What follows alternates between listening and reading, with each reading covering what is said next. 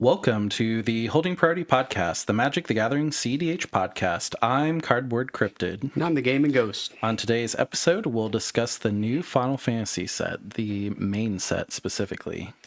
Oh man, this is super excited about this. I'm going to have a lot of self-control because I love Final Fantasy. I grew up playing Final Fantasy. Final Fantasy 7 was the first game I got that had cursing in it, and I was living at my parents' house, and I was like, oh my god, this game is so edgy. And then I was like, when the main characters died, like my mind is blown.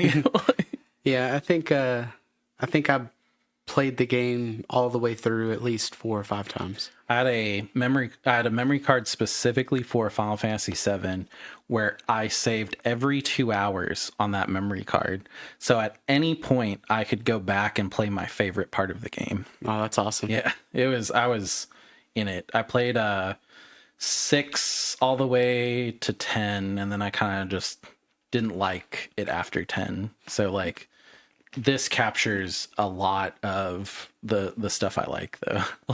I think for me it was 7, 8, 9 tactics, and I think I played 12. I didn't really play 10. 11 was the first MMO, and then I played 12, and I remember specifically, you might have actually been there. I went over to one of our mutual friends' houses, and we were playing, and I found a hat from a T-Rex, and I tried to equip it, and I did not have I did not know how to equip hats yet.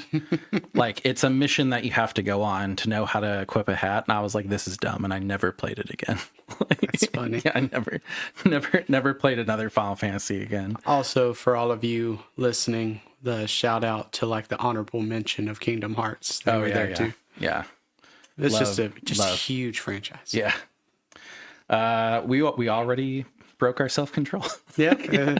It was a record. Yeah. Before we get into the meat and potatoes of the card, let's go into the shuffle up.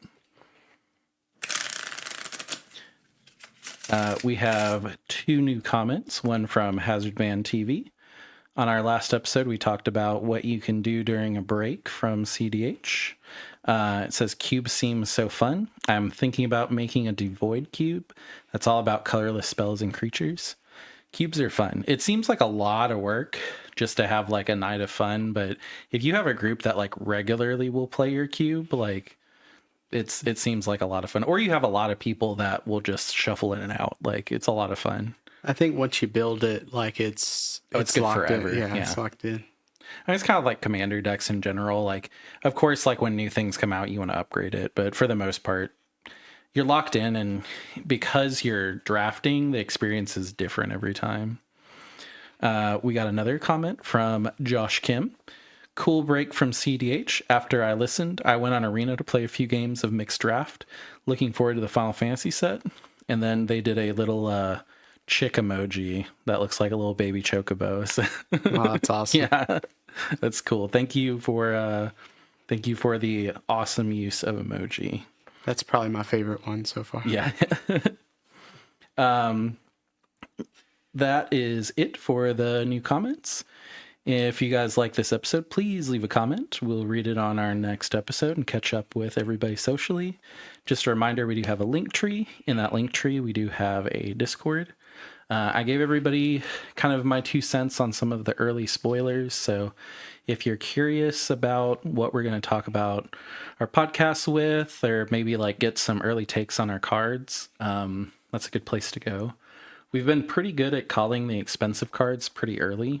That way you guys can kind of see our takes on it and swoop in and grab some of the staples before they go up to $20. And this set seems like it's going to be expensive. I know a lot of collector's boosters are sold out. I feel like singles for this set are going to be crazy. So, just to touch on that as well, I feel like I don't feel like you could go wrong with this set. Mm-hmm. Any pack you get for a while. I don't feel like there's going to be much that's not going to be a hit, especially if you're doing collector's boosters. Maybe in play boosters, you might not. This set being standard is wild. I feel like it's going to be sold out fairly quickly. Yeah. And then just a reminder, we do have a TCG player link. If you hear some singles from this and you're like, I want to get them, please use the TCG player link. And then again, this is a card review. If you are the type of person that likes to see the card up on the screen, we will have that on our YouTube. If you're somebody that just wants to listen, maybe you're working from home or you're taking a long trip and you just want to hear everything, it will be audio friendly. I know I personally like to see the cards up in front of me while people are reviewing them because I have a short attention span. So Also, it's Final Fantasy and the arts are awesome. Oh yeah. I mean, Tifa, Lulu, like there's a lot of great art in this set. Just to kind of plug it. I was gonna make a funny joke for the one in 9 that was like 8 frogs. And I was like, I'm not gonna judge, but I can't remember the name. Yeah, that's what I think the kids would call it, a big back. But please comment, like, and subscribe. And if you don't have the podcast on auto download, please set it. It helps a lot. And it's nice because you'll just get in the car and you're like, oh, I have this 3-hour podcast ready for me. But commenting and liking and subscribing on the YouTube is awesome. We're almost at 100 subscribers. We're at a huge amount of listens on the podcast. I looked at a famous podcast. I won't say who it is because that person is not a good person, but we have 0.5% of the popularity of that person. Oh, really? That used to be on Fox News, just as a hint. So I was just like, that's crazy to me that like we have that many people listening. Like, yeah, that's pretty cool. Yeah, it was like really humbling to be like, oh wow, like that's a lot. And again, we can't do it without you guys that are listening. So, set it to auto download, leave us a comment. It helps the algorithm and everything. And we appreciate all y'all do. I literally almost forgot to go over the card rating. I just put my script to the side. So just to make sure that our card ratings are uniform, we always use the same rating scale. 1 through 5, only whole numbers. Number 1, I just think it's neat. Rating number 2, put it aside for later. This is something that maybe won't go in your deck right away, but it's something that you would want to have in a box whenever you start building decks. 3 is, this might see some play. It's generically good enough that maybe it's worth trying to put in your deck and test it out. 4 is, I know this will see play in a certain deck. And then 5 is, this will be a strong add in any color deck the card can be run in. And then just a reminder, we have a Force of Will each. We can use that to either mark the card as what we think is the best in the set, or if I think something's a 5 and the other person thinks that it's a 2, I can just be like, no, it's a 5, and use my Force of Will to devoid their ranking, talking about colorless. Yeah. We don't use it much, but it's there. Usually it's kind of one of those afterthoughts of, oh, we've reviewed the entire set. By the way, this is my favorite. Yeah, and we'll mention if it was a previous card and we miss it, because I know that's happened. Yeah, and I mean, we had to do this because on one of our reviews, we literally got into a fist fight on one of our earlier episodes. And yeah, sock and boppers. Yeah, we had to go to the doctor. So this is what our therapist said we should do going forward. Yeah, using Force of Will cards. All right. Well, this is going to be a jam-packed set. I'm going to have a lot of self-control. I want to do one more thing, and then all the self-control we can have. Yeah.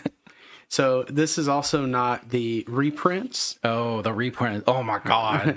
Zidane is Ragavan. I want it. I want it. I'm sure you guys have seen that. If you haven't, look it up. Yeah. However, so that we don't get into another fist fight and be like, I think the Ristic Study, or I think the Ragavan or the Timna is the best or one. The Kennen. Silliness. Yeah, they knew they knew this was a CDH set. Like, so yeah, just the unique cards or the newer cards. No reprints. You know what? Force of Will on the reprints. No, I'm kidding. Not yet. But I wish I could. Yeah, I started off with 59 cards that I wanted to review, and have a limit for myself where I won't go over 40. We went over 40. I think it's like 49. But they're dual face cards, so maybe the dual face cards put us up because those count as one. Yeah, I think we're just telling ourselves that. Yeah, we're bad people.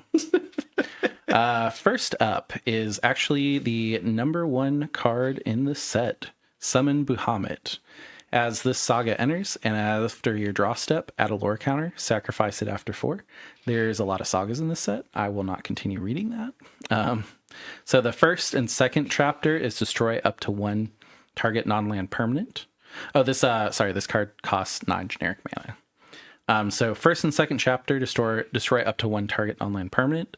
3, draw 2 cards. Mega Flare. This creature deals damage equal to the total mana value of other permanents you control to each opponent. It's an enchantment creature, Saga Dragon, Mythic, flying 9/9. I'm going to be honest, this is going to go in Hashaton because it's 2 generic and a blue for me to flash in a pretty much uncounterable destroy up to 1 target non-land permanent. Over 2 turns. Yeah. And then, so if I flash it in before my draw step, so like upkeep, flash it in, draw, flash it, like I get the second one, I immediately can destroy up to 2 target non-land permanents for 2 generic and a blue. And then if it sticks around, it's a finisher. Like, stupid. Like in Hashaton. I don't think it's really worth it for 9. Any reanimate deck would like this. Is there a reanimate deck that's really tearing up the meta now? Not really. Hashaton is. I've been doing really good with Hashaton. I will pat myself on the back, but you guys probably don't have a local Hashaton player, so I will give this personally a 4 because I am going to make room for it in Hashaton. I was going to say put it aside for later, but now that you mentioned Hashaton, I definitely see it's stupid. Yeah. Like, yeah, I was going to say for 9, it's kind of hard to do, but for Hashaton, like, this is prime. I mean, prime even Hashaton. reanimate, get a flying 9/9, destroy up to 1 target non-land permanent. Animate dead, get a 8/9 flying, destroy up to 1 target non-land permanent. Like, it's good. Yeah, like. It's also not legendary. I don't know if that makes a big difference. So none of the enchantments, like the summons, none of them are legendary. That's cool. Yeah, like, yeah. I mean, I could see that not being a commander. Mm-hmm. That would be kind of weird. Yeah, but yeah, I'm gonna say 4 as well. I could definitely see it being a Hashaton like card, and like. We go to a lot of places. We go to 2 different states to play. And like within 4 hours, basically, of the place that we play. So either like one way or the other, but like we span 8 hours of like the United States in a circle, really. Every place I've gotten into top 4 or top 16 minimum every single time I've played Hashaton. So... and it's the place that we went to go play last time was very stacks based, and I was fine. Like I was kicking butt. I was fine whenever we were playing turbos. Like it's a good deck. I don't know if I'm just really good with it, and no one else has really like figured out you don't put leveler in the deck. But I think people are gonna catch on and be like, oh, this deck is like really good. So I would put it aside. If you're not playing Hashaton, I think it'll go up in price. If you are playing Hashaton, like, make room for this thing. It's also Bahamut. It's one of the best summons or Edaloons, whatever you want to call the monsters that you can summon in. Yeah, Espers, Edaloons, Guardian Forces, just awesome. Yeah. This one is kind of a hot take. So Ultima, Origin of Oblivion, 5 generic, legendary creature god, flying.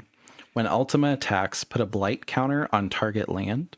For as long as the land has a blight counter on it, it loses all land types and abilities and has tap, add a colorless. When you tap a land for colorless, add an additional colorless. It's a 4/4. So my thing about this is it's 5 generic, so it can go in any deck. It pretty much takes the spot of Wandering Archaic. The only thing about this is it's a little slow. It's only when Ultima attacks, but turning a Gaia's Cradle from a Gaia's Cradle into tap at a colorless is really good. And then also just okay, all of my lands are ancient tombs that don't hurt me if you're playing a colorless deck. And if you're not playing a colorless deck, the fact that all of your utility lands that tap for colorless are ancient tombs seems really good. Yeah. I think it's too much. I think it's specific. I mean, if there was a top tier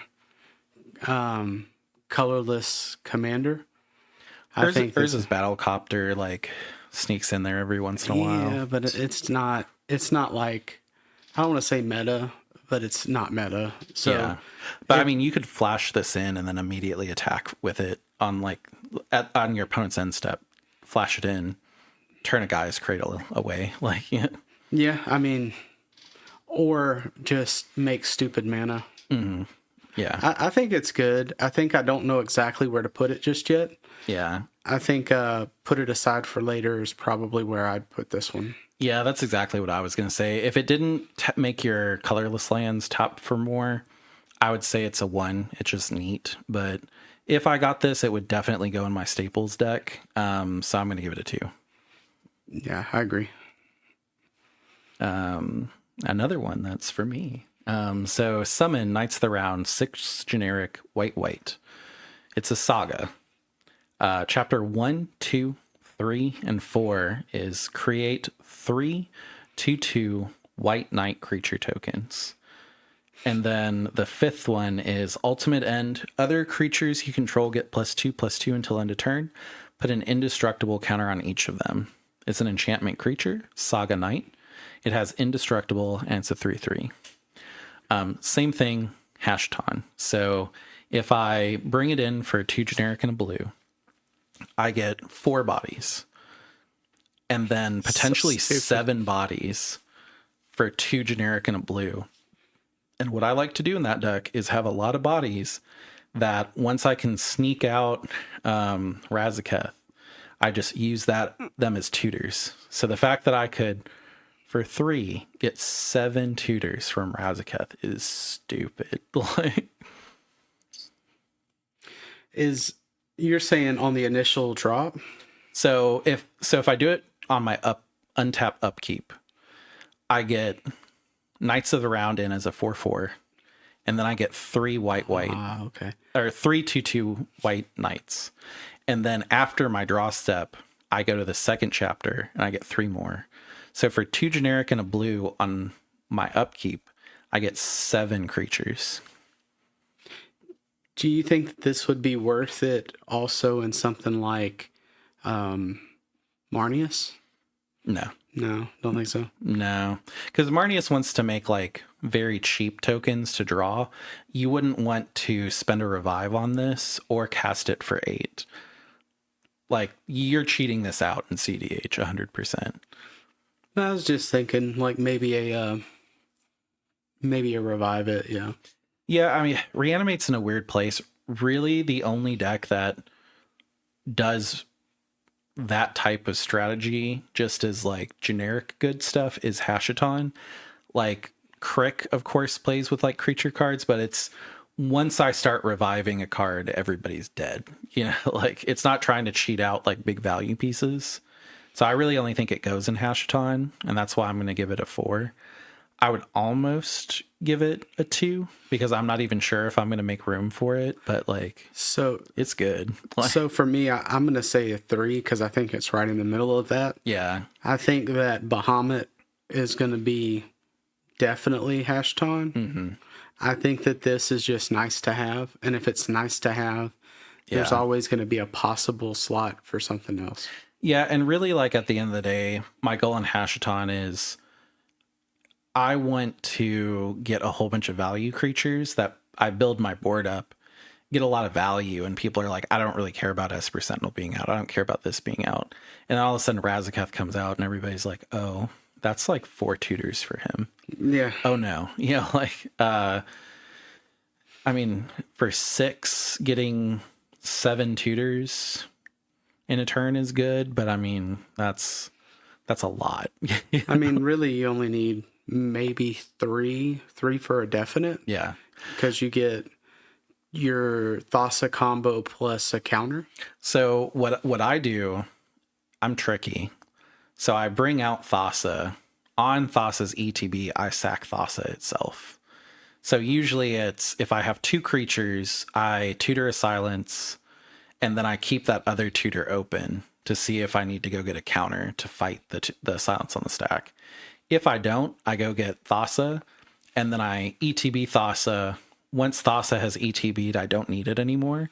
So I sack it while the ETB is on the stack to go get Demonic Consultation. So like, really like, and if I'm like completely sure that Thassa is going to get through and I don't have to fight it, I just need 1 creature. Just sack it, go get Thassa, play Thassa, sack Thassa itself, put the win on the stack. Makes sense. So like, this is a lot of overkill, but yeah. Also, this was my favorite summon in Final Fantasy VII. I was sad it wasn't like, I feel like chapter 5 should just be you win the game.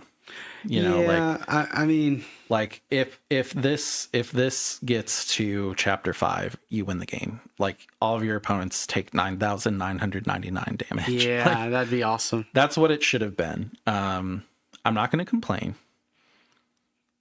but yeah, ultimate end just being like all of your creatures get +2/+2 is not an ultimate. Yeah, not really. They did their best though. I like it. I think it's a 3. Yeah, I'll give it a 4, but I do think 3 is probably the more accurate score here.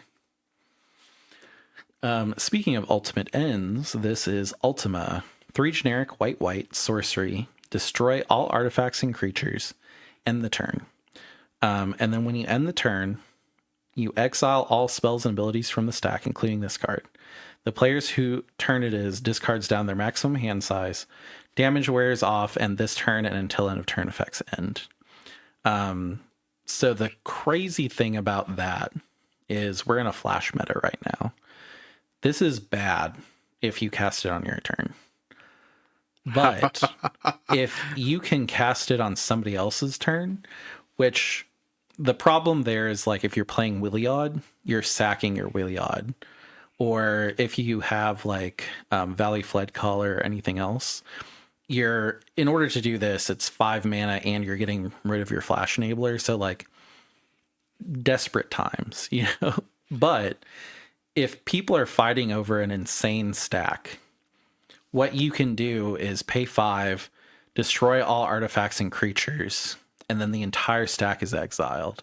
So like, let's say somebody starts their Underworld Breach combo, and there's just like 20, I forget the card that mills your library, Brain Freezes, on the stack. Not only do you exile all of those copies, all of the original spells are gone too. So if somebody tries to do a Thassa's Oracle combo, you just go Ultima, and when it resolves, that's it. The entire stack below it is exiled. They don't get that stuff back. Their turn ends, they pass. All artifacts and creatures are gone, and then it's the next person's turn. So weird question on this. I didn't think about flashing it. Yeah. However, it raises the question. Let's say I'm player 3, player 2 starts a Thassa line. Mm-hmm. They use, it doesn't really matter at this, let's say they use Tainted Pact. Yeah. And they go down to 2 cards. Mm-hmm. Would it work with the fact of Thassa ETB, Tainted Pact down to 2? Yeah. You use Ultima. Does it knock off the triggered ability too? It exiles all spells and abilities from the stack, and then that person's turn is immediately over. Yeah. That's awesome. Yeah. It's because I used to play a commander that their ability was like end the turn, and there's an artifact that ends the turn. So let's say like you somehow Final Fortune you're in white, red, and blue. You Final Fortune, you get your extra turn. You realize you can't win. I believe if you Ultima yourself, there is no end step. You just immediately end right there. No abilities go on the stack. You don't lose to Final Fortune, and then you've reset the board. That's cool. Yeah. I think... And like, that's at sorcery speed, not even like how cool it is on top of other people's turns. I think putting it on other people's turns is really where the like bread and butter is for this. However, that's interesting. Yeah. Like, now, is this better than Angel's Grace? Probably not. You know, like, well, it mainly because Angel's Grace is a lot cheaper. However, and it has split second. yeah, but I mean, it depends on when you play this. Yeah, this guarantees, like, the problem with Angel's Grace is there's a lot of ping death in the format to where it's like, well, I'm not going to lose right now, but once the person ends their turn, state-based actions will kill us all, so it doesn't matter anyway. With Ultima, it's like, I put 1 million activations of Sisay on the stack, and I'm like, cool. I play Ultima. You know, like, and which, I mean, to be fair, usually if someone has gotten to the point where they have 1 million activations of Sisay, like, they have 1 billion mana and they can just go on top. But like, this is oh, I see you're immediately about to win Ultima at flash speed somehow. It's great to do on top of Thassa's Oracles. Like, you can kind of kill the player where it's like, all right, well, I use Taint Pact and I go all the way down. It's like, cool. Thassa's ETB on the stack, Ultima. Oh, you can't fight it? Cool. Next person's turn. They're like, oh. Yeah, I mean, and that was the best option as far as the Thassa line. If it's consultation, you're just SOL. Like, it's just over. Yeah. But as far as a rating for this one, to me, I would probably... I don't see it being super useful, but I don't think it doesn't have something later on that would make it really good. If I was playing Wheeliod, this would go in the deck. I would have to sacrifice a flipped Wheeliod, but in Wheeliod, it would be 2. It would be white. Really? Yeah. So it's your, oh no, I'm literally about to lose.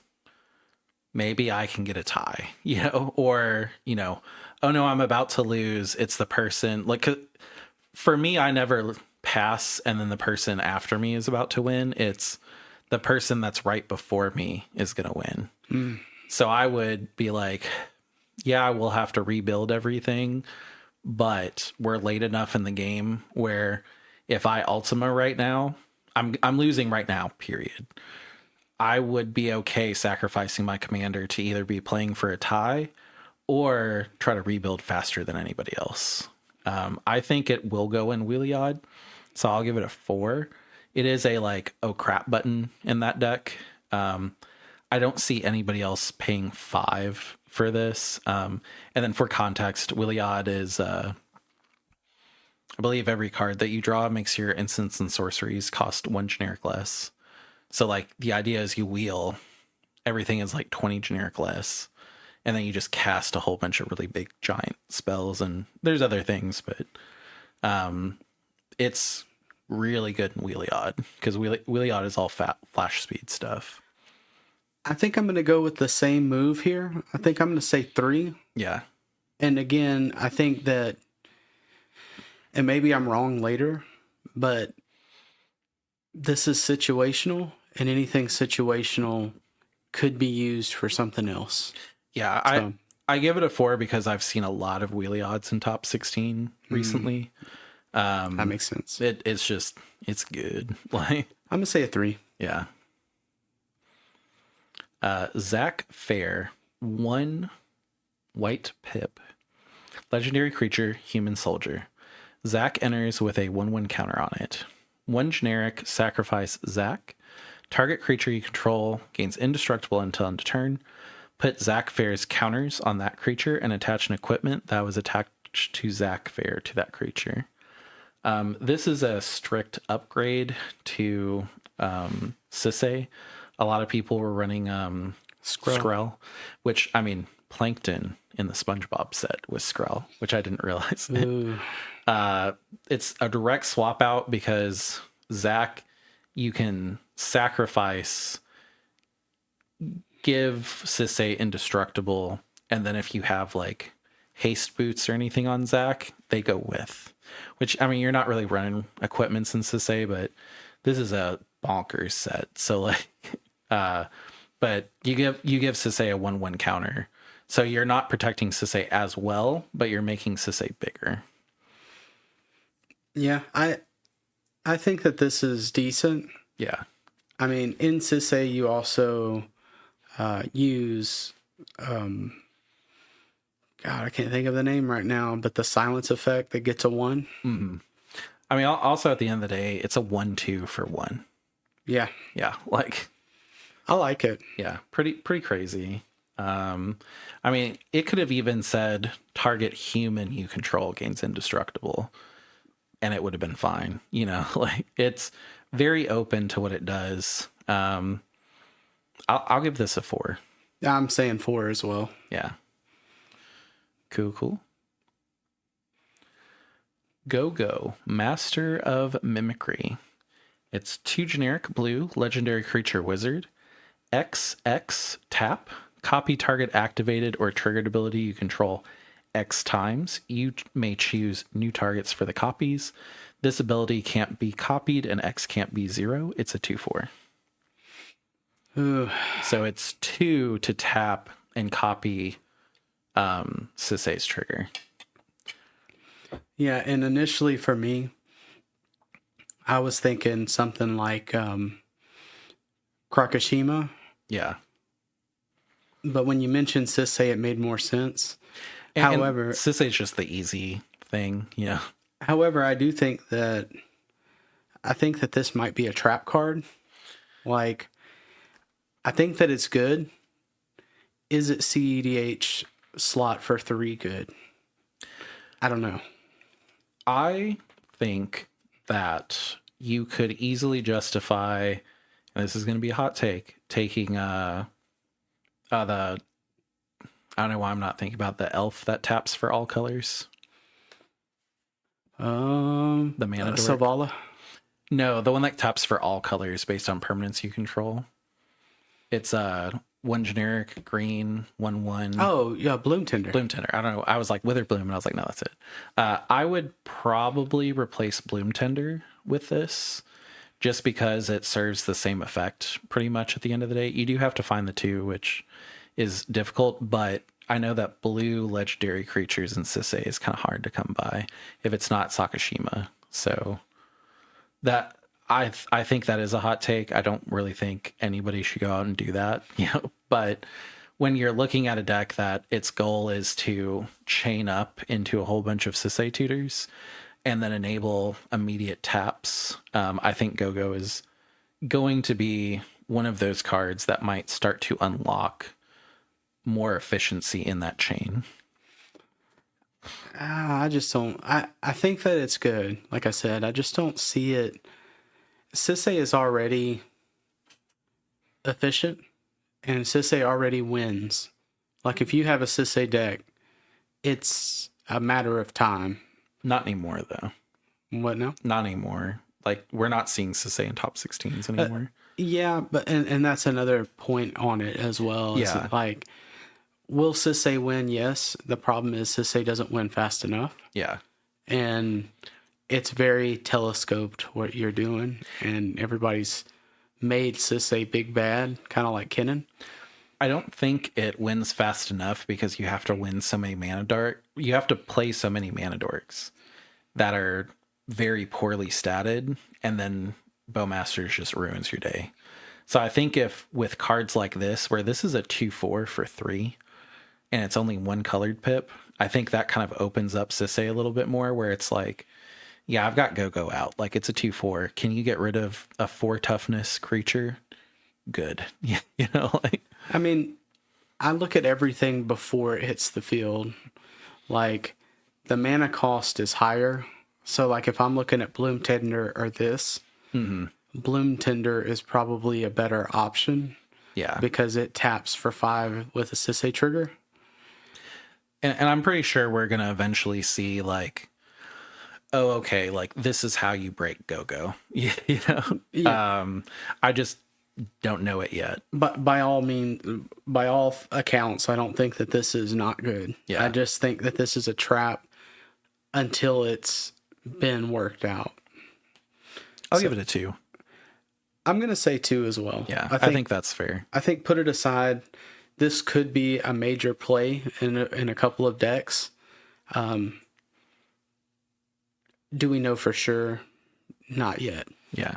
There's so many mythics in the set too. Like, you're gonna have to open a lot of product to get a lot of things. My friend is new to collecting Final Fantasy, and their goal is to get one of every card in this set. And like, they're a collector, like they'll do it. But whenever I was like thinking, whenever they were telling me, I was just like, ooh, that hurts. Yeah, like I know how much that's gonna hurt to complete that collection. But I think we agree on a 2. I'll move on to reading the next card. I do not know how to say this. I'm just gonna spell it out. Louisoix. Sacrifice. I think it's Luisio's Sacrifice. I was going to say Lewis Sox. Well, I think it's like, so like we're near a Cajun area, and I know that Soix is not pronounced how it looks in French. Like if you know the exact spelling or the exact saying, please let us know. Like Rabidos has an X in it. Yeah, but I don't think that necessarily that's this. If you played Final Fantasy 14 and you can phonetically tell us in the comments how to say that, please do. I'm gonna call this Uncle Louis Sacrifice. I'm with that. Or King Louis from Jungle Book. King Louis is better. Yeah, King Louis Sacrifice. 1 blue pick. Instant. As an additional cost to cast this spell, sacrifice a legendary creature or pay 2. Counter target activated ability, triggered ability, or non-creature spell. Jeez. What do you think this is just stupid in? I mean, I wish there was a commander that didn't cost anything. Yeah. I mean, I think that if they ever made a commander that didn't cost anything, this would be, I mean, pretty much almost a free counter that can counter anything. Rograth needs a ban. Like just straight up. That's my hot take, but yeah, so like this would be crazy. And it's crazy because like we have Rogsai and we have Rogthras kind of tearing up the format right now. And then they print this, which like I will say activated and triggered abilities like do need some check in CDH. Like I think everybody has gotten to the point where they're like, we can take advantage of that. But for this to be just something I could swap out with Swan Song in that deck, where it hits all non-creature spells and it's a stifle, is stupid, you know? And let's say I don't have Rog out. Oh no, it costs 3. You know, like I mean, at 3, I think it's pretty fair. I think with Rograth, this is a problem. Being that it's Rograth, I think that we're looking at probably a 4. Yeah. I do not think that you can counter mana abilities, so you couldn't counter like Bloom Tender. I don't think. Maybe. That's my take on it. But like, I mean, Bloom Tender in the Sisei, you could counter Sisei's search. That's silly. Yeah. This is going to be a staple. Like if you get this card, sleeve it, put it away, it'll sell for $20. Like that's my take on it. I could see that. If you can get it for under $20 right now, go get it. Yeah. Like this is going to be the chase rare of the set, in my opinion. I don't know necessarily about chase rare. I do think that this is an unsung hero here, and I think we'll see this play out a lot better as it goes. With chase rare, like you know how like Into the Fledmaw was just uncommon, but it's like $4. Yeah. I feel like it's going to be like this, where it's like, it's a rare, so a lot of people are going to get it, but it's going to be that rare that you're like, oh man, like this was my rare. It's worth more than a mythic. Like, that's what I mean by like chase rare for this set. Now the chase rare is clearly the serialized chocobo, and you know, like, or the colored ones. Yeah, We yeah. can talk about those, but yeah. There were a lot of cards that I was just like, I really, really want to put this in just because I want to talk about it. And I was just like, I'm almost at 50. I need to not do that. Like, it's better that this comes out than us sitting here for like a whole day and putting up a 6-hour podcast. Like we could do that. yeah, I mean, I'm with you on it. I think that this is going to be one of those, you buy the pack and then this is really close to or pays for the pack. I'm force of willing it. You're force of willing this one? I think this is going to be the standout card in the set that drastically changes CDH. And I might be wrong, but just how much, like, I think it's going to have the same effect as Flare of Duplication. I could see that. Not as crazy because Flare is ultimately free. And then the difference between free and 1 pip in Rogsai is huge, you know. But I think this will really justify Rog decks going forward that have blue in it. I mean, both of which are Rogsai cards which are already good. Yeah. Yeah. I can't argue with that. My initial thought was put it aside, but it's 4. Like, yeah. Very clearly 4 to me. Yep, I'm down with that. Cool. I'm sorry. I knew that it would go in Rogsai. Rogsai and Rogthras, and both are just like tearing it up right now. I could see that. Yeah. This is more in here to just talk about this general mechanic. So this is Black Mage's Rod, 1 generic black artifact equipment. It has job select. When this equipment enters, create a 1/1 colorless hero creature token, then attach this to it.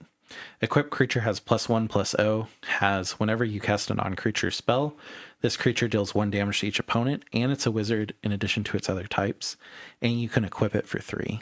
So job select, and this kind of depends on how long you've been playing. If it's recently, I think it's the 4 Mirrodin Rebels, but I know this as Germ tokens or Living Weapon. So the moment you cast it, you get a 1/1 that you get to equip it. So this is a 2/1 for 2 that has the ability, whenever you cast a non-creature spell, it deals a damage to each opponent. And that's not an instant or sorcery spell. That's non-creature. So your equipment, your artifacts, your mana rocks, your enchantments, all of that deals a damage to each opponent. And who likes to do 1 damage to each opponent? Obnix. So like, I think this will be good in Obnix at the very least. Is this going to be a like rush out and find a place for it? No, I don't think that. So I will give this one a 3. It makes those pinger decks a lot better, and there's a lot of these decks that make these crazy little like wizards, you know. So I think I think Obnix has been eating very well lately, and I did not think he needed to eat more, but I think in this set, I think Obnix is going to have tri-BDs after this set. It's going to be the set above diabetes. It's a new type of diabetes. I was thinking, man, I can think of 3, I think, off the top that are very similar and do the same thing. Yeah. And isn't one of them like a land? Or no? Yeah, it's landfall. Landfall. All of those cards, I'm going to be honest, I'm going to rate them a 3 just because they're generically good, and none of them are like, this transforms Obnix into a S tier deck. That's where I'm going to go with this one. I can agree with that assessment on all of the ones that are going forward that do the same. Yeah, I'm down with that. Cool. We're making good time. We're only at 45 minutes in. Would you believe? Well, actually, no, I'm just... Darkness Crystal, 2 generic black, legendary artifact. Black spells you cast cost 1 less to cast. If a non-token creature an opponent controls would die, exile it and you gain 2 life. And then 4 generic black tap. Put target creature card exiled with the Darkness Crystal onto the battlefield tapped under your control with 2 additional 1/1 counters on it.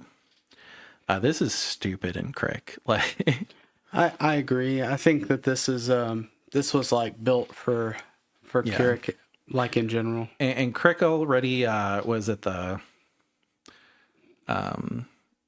Black Medallion. I always forget the name of it. That makes spells cost 1 less.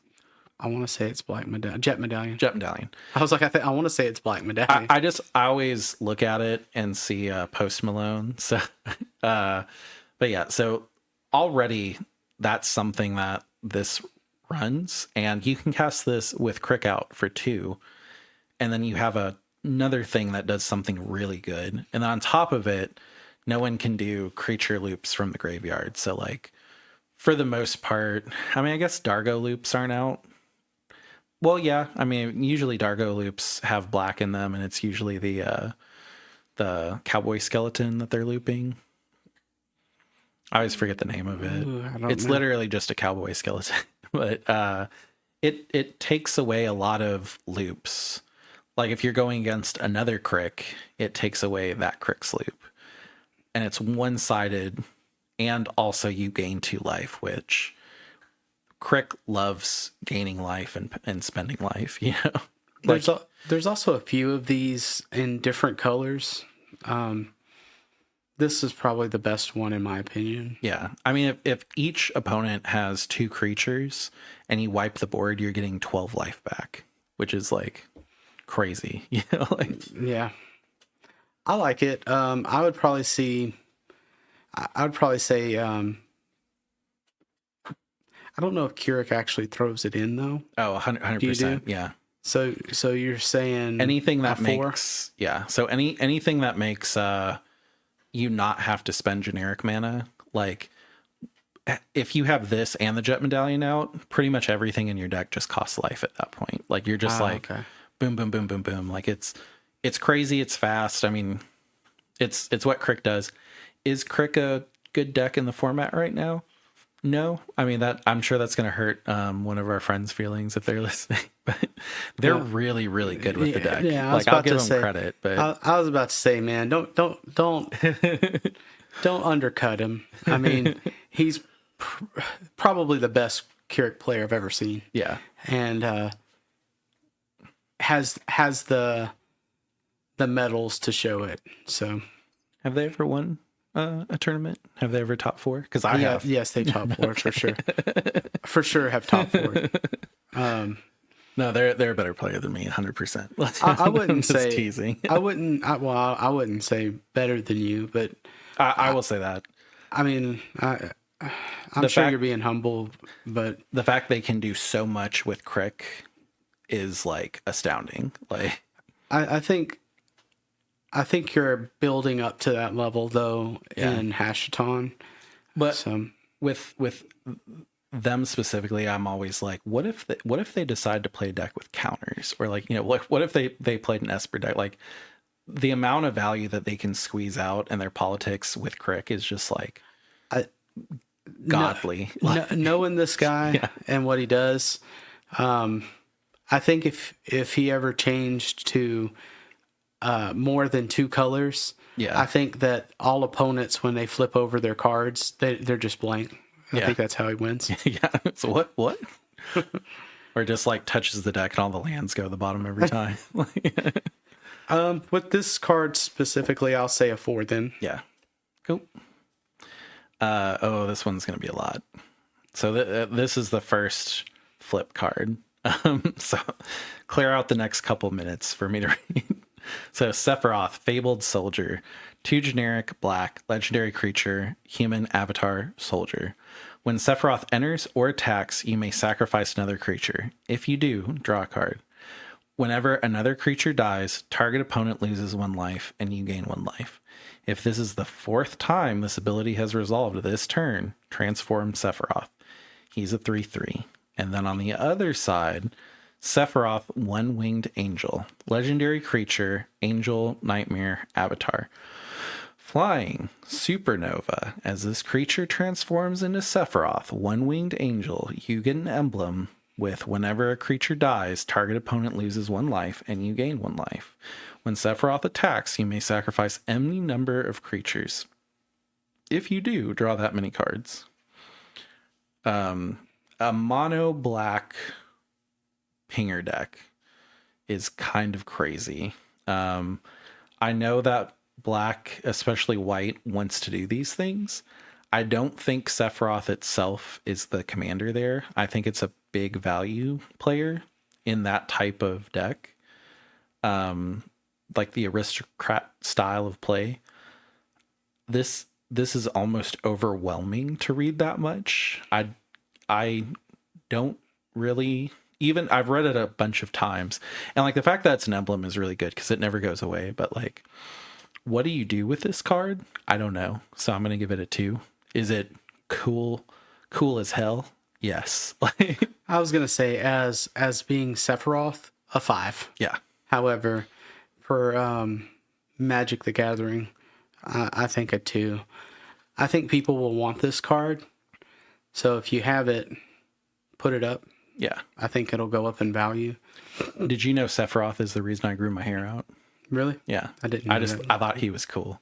So I grew my hair out to shoulder length and I've never cut it since. And I still give it a 2. So Yeah. that pains me. I'm with it. I think that it's kind of cool to have more abilities in this type of color. Yeah. But more abilities like this in the color, rather. It'll probably go hand in hand with like Blood Artist, but yeah. Now in high school, I was like, "Oh, my soul is so tortured. I want to have long hair like Sephiroth. No one understood him." And then I grew my hair out, and I was like, I hope I go gray at 30 so I can be real cool like Sephiroth. that's awesome. Life goals. Yeah, I failed. I did keep my hair long, but I did not go gray at 30. Vincent's Limit Break. 1 generic black instant. Tiered. Choose an additional cost. It's kicker. Until end of turn, target creature you control gains. When this creature dies, return it to the battlefield tapped under its owner's control. It has the chosen base power and toughness. Gallon Beast 0, it's a 3/2. Death Gigas for 1, it's a 5/2. Hellmasker for 3, it's a 7/2. So for 2 generic and a black, you can make your commander a 5/2 base power and toughness. And then when it dies, if you don't return it to the command zone, it'll come back. I've made this mistake with Kaya's Ghost Form on Arena, where somebody killed my commander and I had Kaya's Ghost Form, and I was just like, oh yeah, I'll send it to the command zone. But I forget that sending it to the command zone wipes like all effects on it. So it just sits in the command zone. But if you let it die, or I think in Kaya's Ghost Form, it can even be exiled, it'll just come right back. Which is crazy because like that effect to save your commander in black is crazy. Like imagine paying 2 generic and a black with Crick with a whole bunch of 1/1 counters, and Crick becomes like a 8/5, you know, if it has 3 1/1 counters, and then you gain 8 life, like all of a sudden. I think it's a 1. I just think it's neat. If you've ever played Final Fantasy VII, I think Hellmasker is one of those creatures that like you only really get to use the other limit breaks that's not his ultimate like once or twice. But the fact that you can just turn into like a giant Frankenstein or like a giant version of like Jason in a JRPG is really cool. So I like I like the flavor. I like the effect. I think it's a strict upgrade to Kai's Ghost Form. But then again, Kai's Ghost Form is a single black. It's an aura, so it always stays around. And it's not played in CDH. So I think it's a 1. Is the ghost form an instant too? It's an aura, enchantment aura.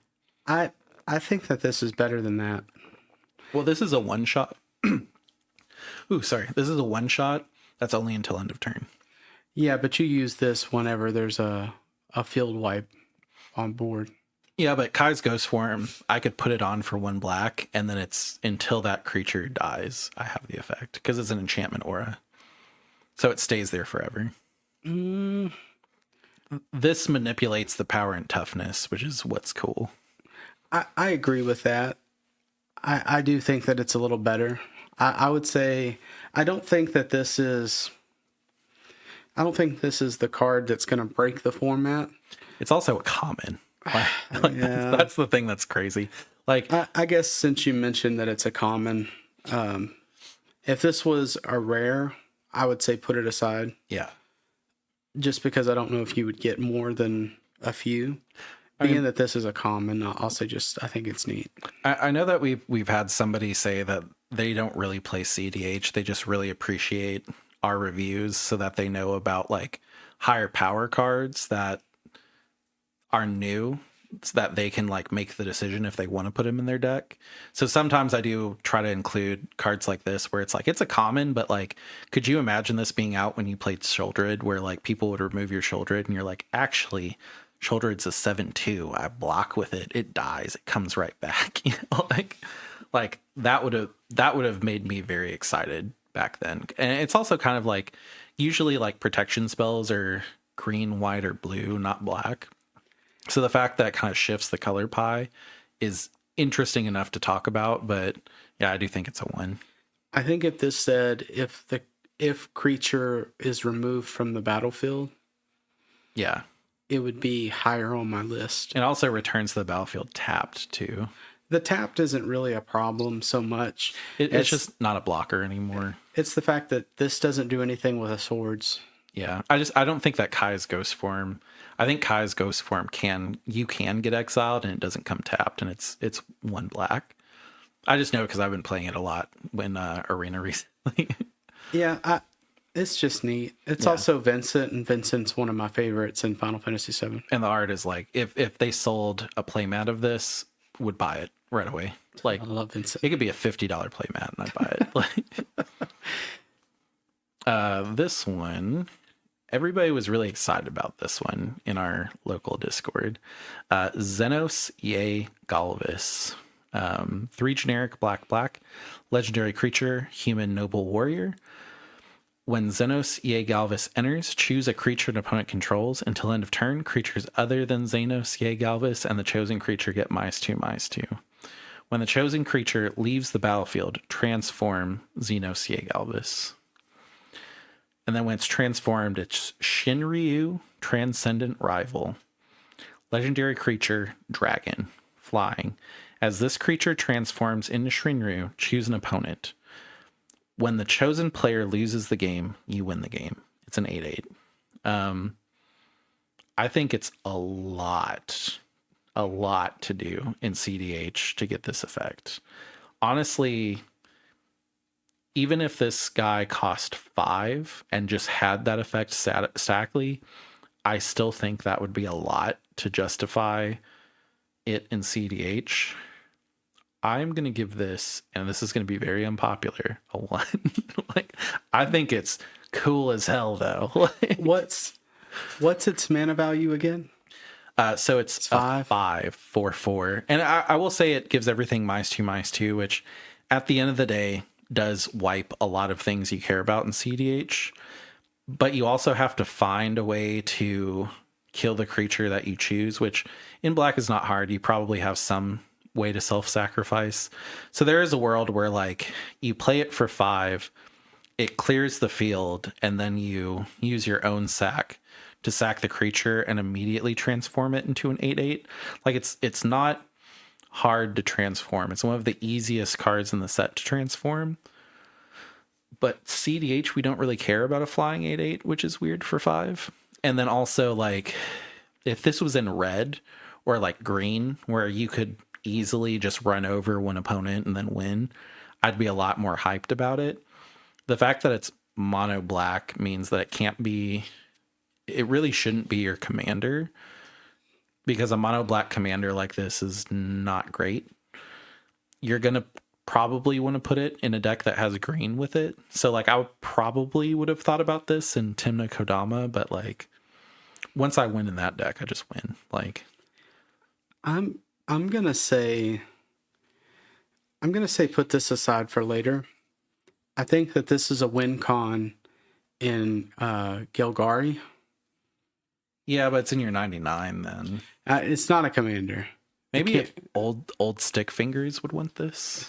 I mean, I don't know if that's even a good deck anymore, but I mean, I think that any deck that has green and black in it could use this.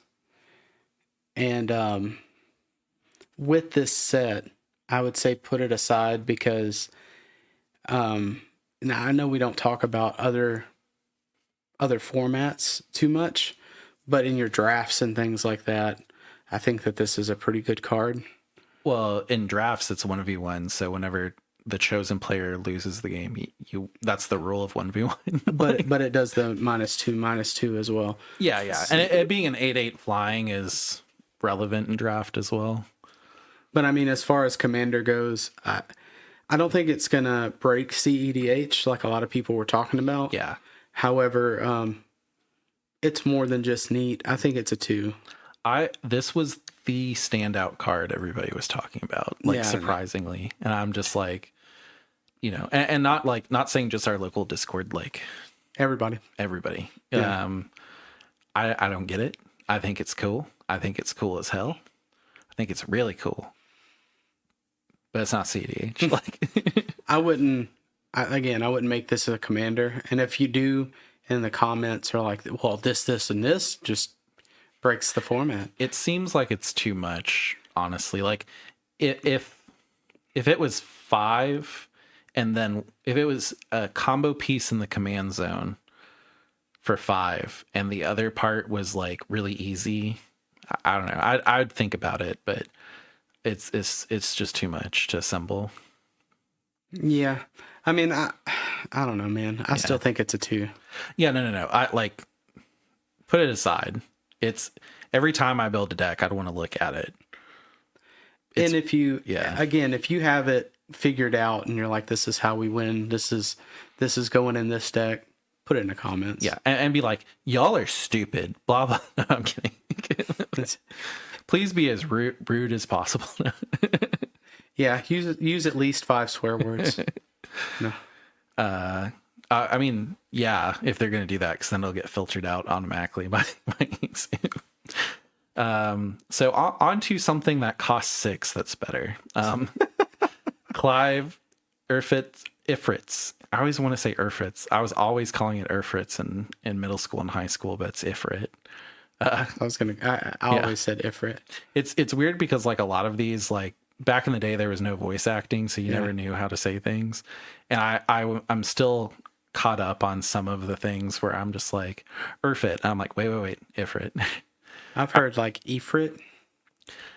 I remember in the back of the bus, we would be playing like video games, and it was like the nerdy, like 8 kids in the back of the bus, and we'd all be playing a game, and I'd be like, yeah, I was surprised when Eris died, and they're like, no, it's Iris. And I'm like, no, it's Eris. And they're like, no, it's Iris, like an I. I'm like, no. We'd have arguments like that. Like that just does not exist in today's world. No, it doesn't at all. Like I was talking about this maybe like last week, that there was no go to the internet and find out how to do something. Yeah. Whenever we were playing a lot of these games. This is going to be a complete side rant, but that same argument about Tifa happened, and they were like, no, it's Tifa.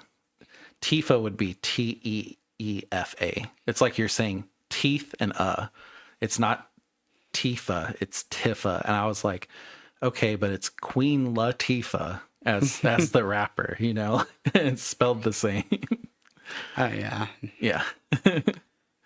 But this is Clive, Ifrit's Dominant, 4 generic red. It does flip. We're not going to go over the flip side. It doesn't matter. Legendary creature, human noble warrior. When Clive enters, you may discard your hand, then draw cards equal to your devotion to red. 4 generic, 2 red. Exile Clive, then return it to the battlefield transformed under its owner's control. Activate only as a sorcery. And that turns into a 9/9 Ifrit Saga. This is, and we talk about her all the time, this is cracked in Winota. Like the fact that you can hit this on a flip and then replace your hand, or, potentially like one-sided wheel refill your hand, is really good. It's also a 5/5, like just silly. Like anywhere else, not good.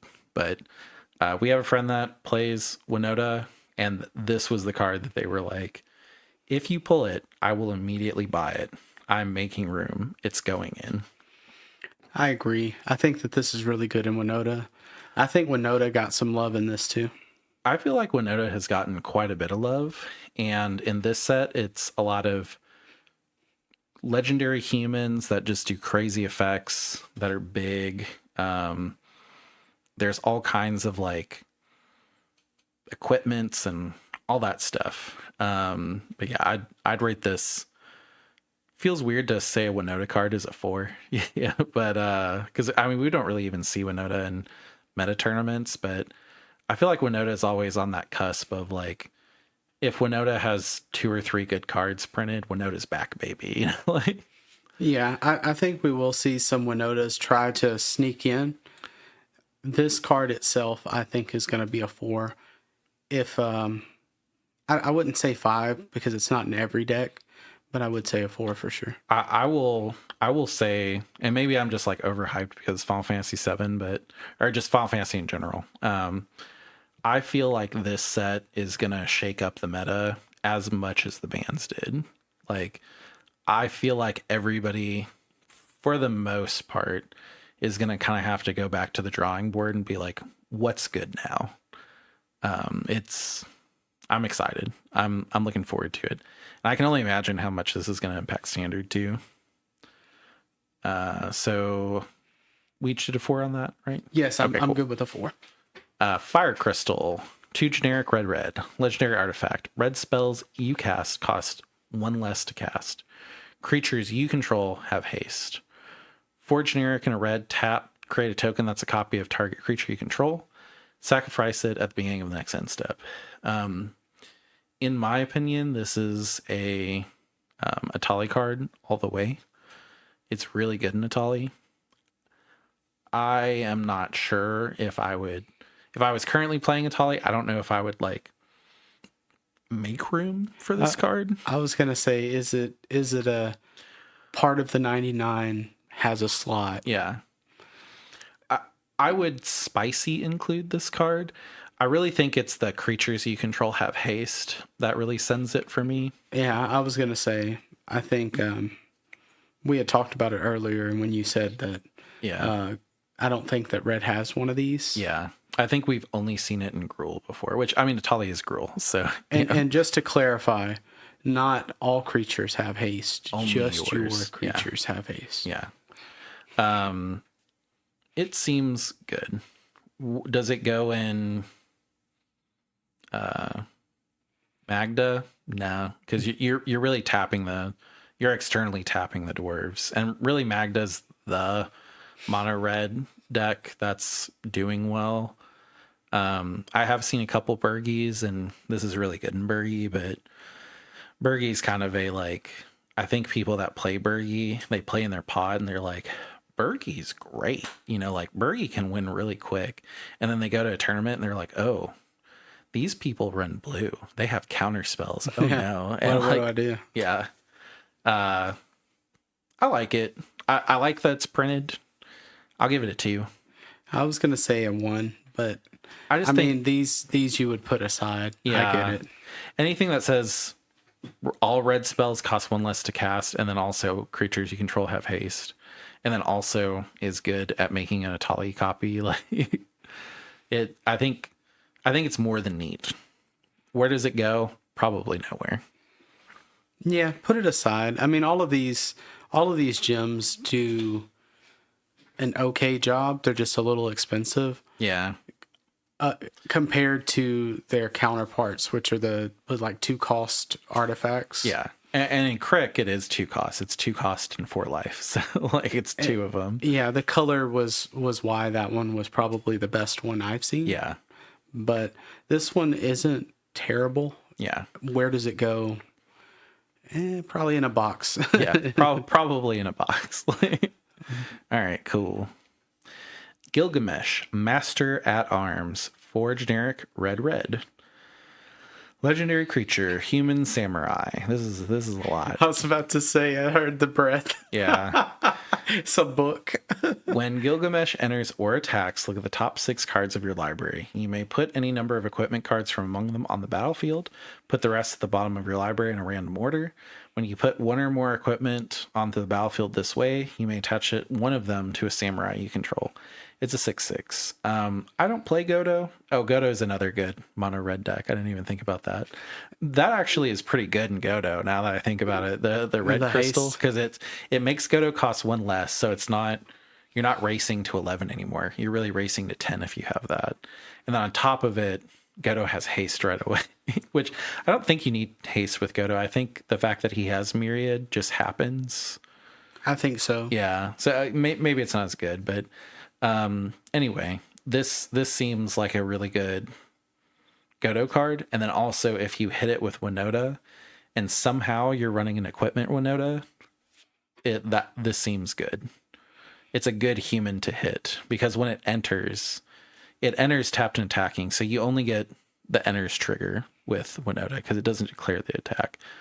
But it's a 6/6 that immediately goes and loots for an equipment card 6 deep and then attaches that equipment to itself and then poops the other ones out on the field. Like, that seems good.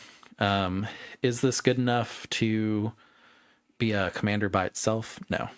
I think Godo really takes the cake there, but I do think that this makes Godo maybe a little bit better, or maybe you don't care. Maybe you're just trying to like race up to Godo as fast as possible and win, and you have no other strategy.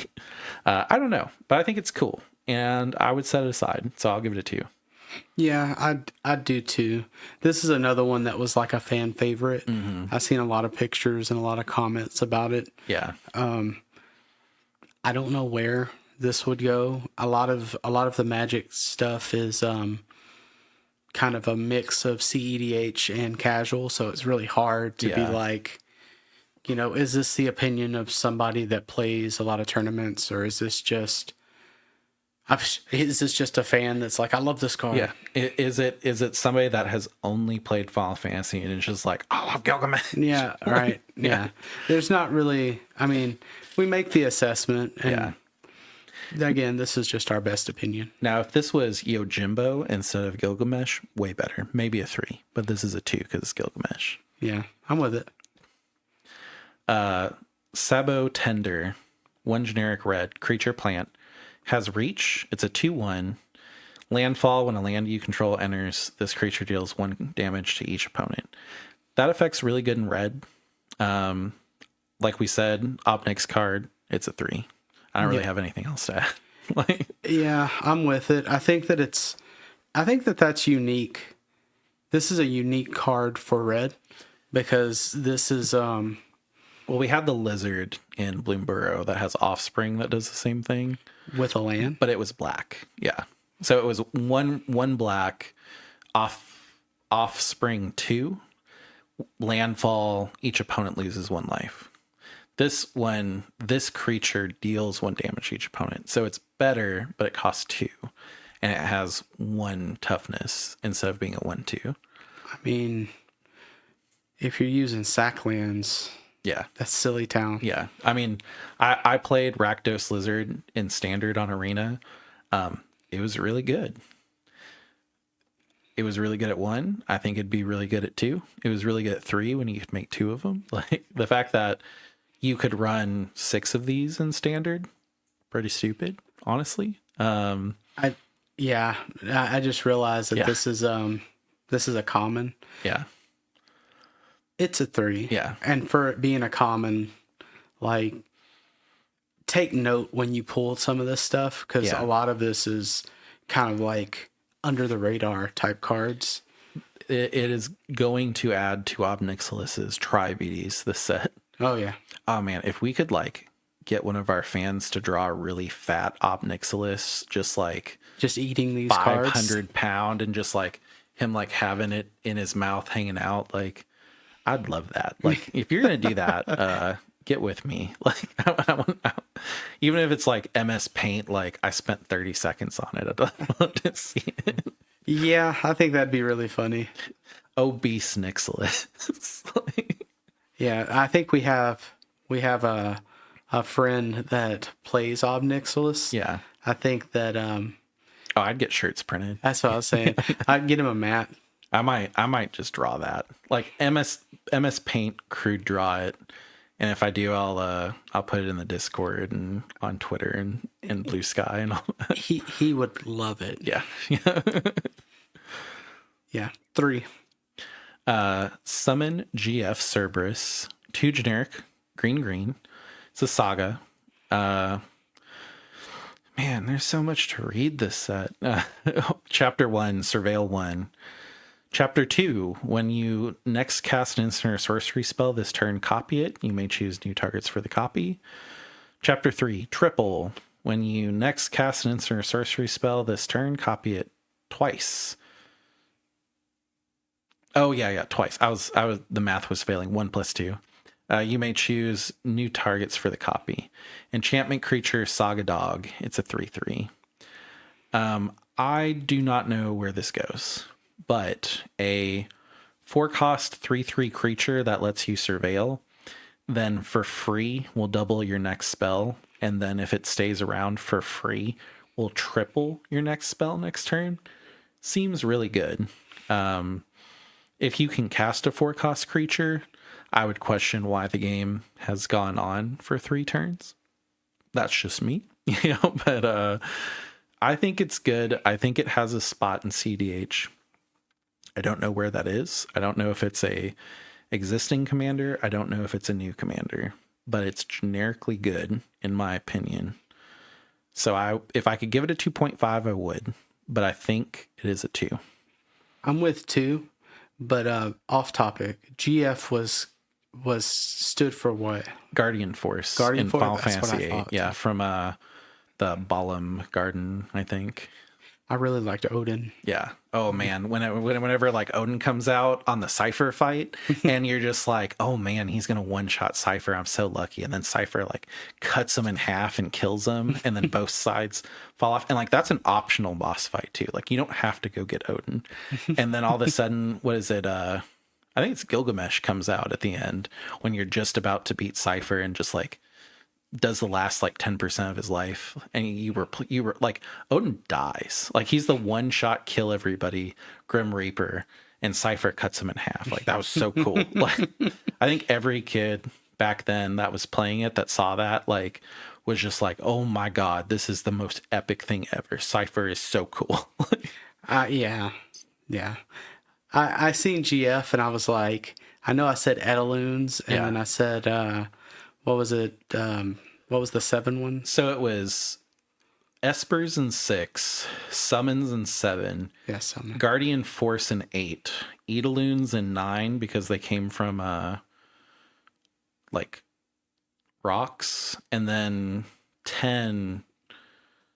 I forget what they were in 10, honestly, but like because was the only one that used them. I just remember that in 10, for every single summon that you collected, you have to defeat them after the last boss because they all turn on you and you have to send them away. And I was just like, I got them all. And it was one of those things where like I was living at my parents' house and I did not realize that it was like a 6-hour boss fight if you got them all. I mean, like maybe 4, but it felt like 6. I remember my parents, they were really strict. So they were like, 10's coming up, like, start wrapping up, put that game off. And I'm just like, I've been playing it for 4 hours. I need to see the final. This set and this game holds like a foothold into my childhood and Oh, my yeah. heart. So I remember sitting up at night and watching a mutual friend he had already fell asleep and he had auto battle on and beat Emerald Weapon in 7 Oh, yeah. asleep with Yeah. Knights of the Round. Yeah. But yeah. Anyway, I No, digress. you would put you'd chain the on hit with Knights of the Round. So on hit, Knights of the Round, and then you would put the thing that returned mana based on the damage. So you could just stand there, and anytime you get hit, it'd just be like Knights of the Round. And Knights of the Round was like a It was like a 5 minute. I was going to say like a animation. 3 to 5 minute and anime. like 5 minute is being very generous too. But anyway, yeah. Triple Triad. I'm gonna say this. This is just neat. This is gonna be a 1. I would probably spicy include it in Atali, but it's bad. It's not CEDH. 3 generic red enchantment. At the beginning of your upkeep, each player exiles the top card of their library. Until end of turn, you may play the card you owned exiled this way, and each other card exiled this way with lesser mana value than it without paying their mana costs. And it's specifically play. So if you hit an opponent's land, you can play that land because the mana cost of land is 0. So you can play your own spell and then one of your opponent's lands and then anything that costs less, which I think is cool. It's a mini Atali trigger, but you have to pay 6 and then pass and then hope it pays off. So it's bad. Do I like it though? I do like it. I like it a lot. I really love Triple Triad. I liked it in 8. I liked it in 9. The fact I can play my favorite card game in my favorite card game is stupid. Like, I couldn't tell you if Triple Triad was the first card game that I got real big into. Like it was Yu-Gi-Oh, but up around the same time. Yeah, well, in a game, I probably played more Triple Triad than I played Yu-Gi-Oh, and You I were in did a play. Final Fantasy shirt. I just noticed that. I am. I was super excited about this too. Yeah, you have a Final Fantasy 7 shirt. Man, I should have done that. That makes me sad. But no, as far as the look and feel of this card, love it. Yeah. It's just neat. I can though. tell it's Squall. Just neat. Yeah, Like, oh yeah, just by 100%. torso. Yeah, 100% just neat, but Yeah. it's so cool. I played so much Triple Triad. Yeah. I had a friend that went professional. Really? Yeah. You know you could play it on your phone. You could play it online too, and he went professional. Like, he was really good. He was probably one of the best American players ever. And I was just That's like, awesome. well, why don't you play it anymore? He's like, I made some money from it, but like, yeah, I thought it was cool.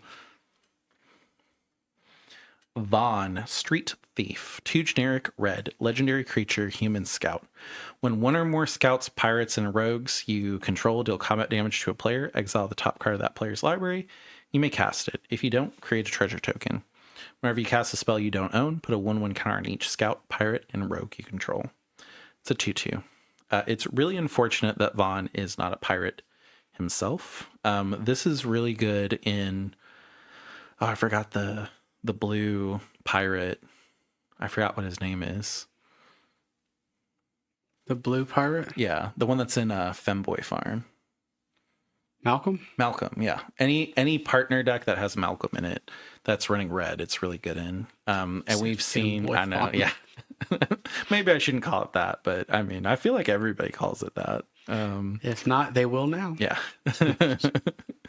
But Malcolm Tana is really good. I think this is really good, Malcolm Tana. Malcolm Vile Smasher, I think this is really good. If you're playing those 2 decks, you're going to make room for Vaughn. Even though Vaughn itself is a scout, I still think it's really good, so I'm going to give it a 4. I like these cards. I think there's another one that's coming up that's pretty similar. Yeah. With a similar mana value, just a different color or multiple colors. But and granted, this one is also combat damage, not just damage period, but it seems really good in those decks. So let me clear something real quick. If you're doing glint horn combo, this does not trigger off glint horn combo. So if Ragavan hits, Ragavan's Pirate. he's a pirate, right? I think he's a monkey pirate. Even Probably. better. Yeah. I don't know. Which Let me look that up. which was reprinted as Zidane, right? Yeah. Maybe. Yeah, monkey pirate. I was like, I don't know why. Would it exile 2 cards? Yeah. So you get your own Ragavan trigger, and then on top of it, the Von trigger. Whenever you cast a spell you don't own, put a 1/1 counter in each scout. So you may cast it if you don't create a treasure token. So you get a treasure token with Ragavan anyway, and then if it's not worth anything to cast, you gain another treasure token. The thing about Malcolm Tana, though, is Tana makes a whole bunch of saprolings, but in that deck, your goal is to turn those saprolings into pirates. So all of a sudden, you're just like, boom, like get crazy value out of all of them. I don't think this goes in Malcolm. It couldn't be Malcolm Timna. You said another Malcolm Tana and Malcolm Vile Smasher. I'm tripping. Yeah. Okay, I'm with you. I'm sorry. Malcolm Timna is Femboy Farm. Just to clarify. Yeah, you had said it, and I was like, I don't think this goes in there. Yeah, it would be amazing. Yeah, if you could just put one off-color card in, that would break the format. But it would be cool. Yeah, I like it. You could rule 0 this with your friends, not at tournaments, but yeah. You're saying a 4? Yeah, it goes in 2. This will go somewhere. Yeah. It goes in 2 decks for sure. That will make room for it in the format. Are those 2 popular decks? No. Are those 2 decks that are probably more popular than Winota? Yeah. Dargo is a pirate too. Yeah, but you're not doing combat damage with Dargo, really. Like, you're not going wide with Dargo. You're just sacking Dargo over and over. Yeah, I got you. And you're not doing Glinthorn in Dargo either. But in Dargo you would have Ragavan. That's yeah. I mean, generic value, but I mean, Dargo, you're usually going so fast that you're not. I agree. You don't care about that. Yeah. I think a 4 is a solid. Yeah. I would even argue maybe a 3, but I think that it's pretty good. So yeah. 4 is. 4 is higher than 3 in our ranking, which is kind of what weird, I'm saying is what I was saying is it's at least a 3. Yeah. And I mean, if you know of the decks that'll definitely play it, I trust you with it. I could see it. Yeah, it's a 3-cost Ragavan, which like I wouldn't sell to anybody, but I definitely would sell it in Malcolm partner decks. I'm with it. Commune with Beavers. This is a 1. I just wanted to read it. It's 1 green sorcery. Look at the top 3 cards of your library. You may reveal an artifact, creature, or land card from among them and put them in your hand. Put the rest on the bottom of your library in any order. If you looked at me and you said, hey, they're going to print a green ponder, I would not have believed you. And if they were like, they're going to print a green ponder in a year that has to do with the beaver scene from Final Fantasy II, and it's called Commune with Beavers, I'd be like, you need to go into rehab. There's seriously something wrong with you. Like, That's exactly what happened last week. Aaron's future self came back and he was like, there's going to be a Commune with Beavers and it's going to be the best card in the format. Guy, speak beaver. He also had his hair kind of like the guy from Aliens. Yeah. Or that says Aliens. Just so y'all know. Yeah. No, I cannot wait to use this in draft. Really, that's why it's here. Like, I think it's good. I'd say put it aside. Yeah. This might be worth it. This might be one of those. It's not an instant. I think if it was an instant, it'd be higher on the list because then you could have the mana up. Yeah. If you're running mono green, you're probably putting it in a CDH deck. I agree. If you're running, I would probably have put this in a Tali, honestly. Like, Ponder, I think, is one of those cards that, like, it's a good feel. Well, if I see Ponder in my opening mulligan, I know I can keep it. Yeah, I agree. So if I could have Commune with Beavers and Ponder and go like, okay, my mulligans are gonna get better. Like, and really at the end of the day, like that's what it is. Atali, even some decks run that artifact where you just exile a bad mulligan. Like if it's in your opening hand, you can just exile that entire hand and then draw the same amount, because Atali's like pretty greedy with mulligans. Atali runs that. So I think having this hand isn't great, but I do have a Commune with Beavers, like I can go grab an artifact, a creature, or a land. Like I think I can keep this is big, like a lot bigger than people are gonna think. And with that being said, we do a pretty good job. We're not always right, but we do a pretty good job of cards that are high value, not in the rare slot. And depending on how much this is printed in packs, I do think this is a hit just in the common section of your stuff. I would go as far to say as this is a $2 common. At least. It might not be a $2 common right away. I think it'll be basically where Into the Floodmaw. Into the Floodmaw, I think, is a good example of like a card that no one thought was good, but is in every single CDH blue deck for the most part now. I don't know if it'll be as good as Floodmaw, but I do feel like this is one of those things that's needed, and it's in a color that it shouldn't be. Yeah, it's better than Into the Floodmaw as far as now green has a Ponder, but Into the Floodmaw was, we know people are running this other card that's not as good, and it replaces this, and it's a power creep up. Like, yeah, or you run both. Yeah, and this is better because it never has existed at 1 mana before. You know? And then if you're in blue-green, then you have both. You have both. Like Kinnan can run both. Like, definitely put this aside. I'm thinking a 4. Yeah, I'll give it a 4. I mean, I almost would give it a 5. I would. I don't think any color. I think in mono green it's an auto include. So I'll give it a 4. Yeah, but only under those limitations of. And we might be wrong. This might be good on all. Are you gonna force of will Commune with Beavers? I want to, but I already have mine to the side, and I don't think it's a real. I think my option's not a real big surprise. But yeah. I'm gonna say a 4. I like it. Yeah, Commune with Beavers, a 4. It's Commune with fucking Beavers. We have not even hit the multicolored cards yet. Like we're running through. We're trying. Quina, Q Gourmet, 2 generic green, legendary creature, Q. If 1 or more tokens would be created under your control, those tokens plus a 1/1 green frog creature are created instead. 2 generic, sacrifice a frog, put a 1/1 counter on Quina, 2/3. This is Chatterfang, just not as good. But in decks that run Chatterfang, you want Chatterfang. Chatterfang wins. Corvold, one of the easiest ways to win without Dockside is now Chatterfang. The fact that you could have 2 Chatterfangs, and clearly Chatterfang is better. But Quina or whatever is just green. Chatterfang is green-black. So it can go in mono green decks that you need those Chatterfang effects in. And also, that frog deck that I was playing before, I would have loved this I want to Gralnock, yeah. It would have been really good in Gralnock. Now, am I playing Gralnock anymore? No, that deck is bad.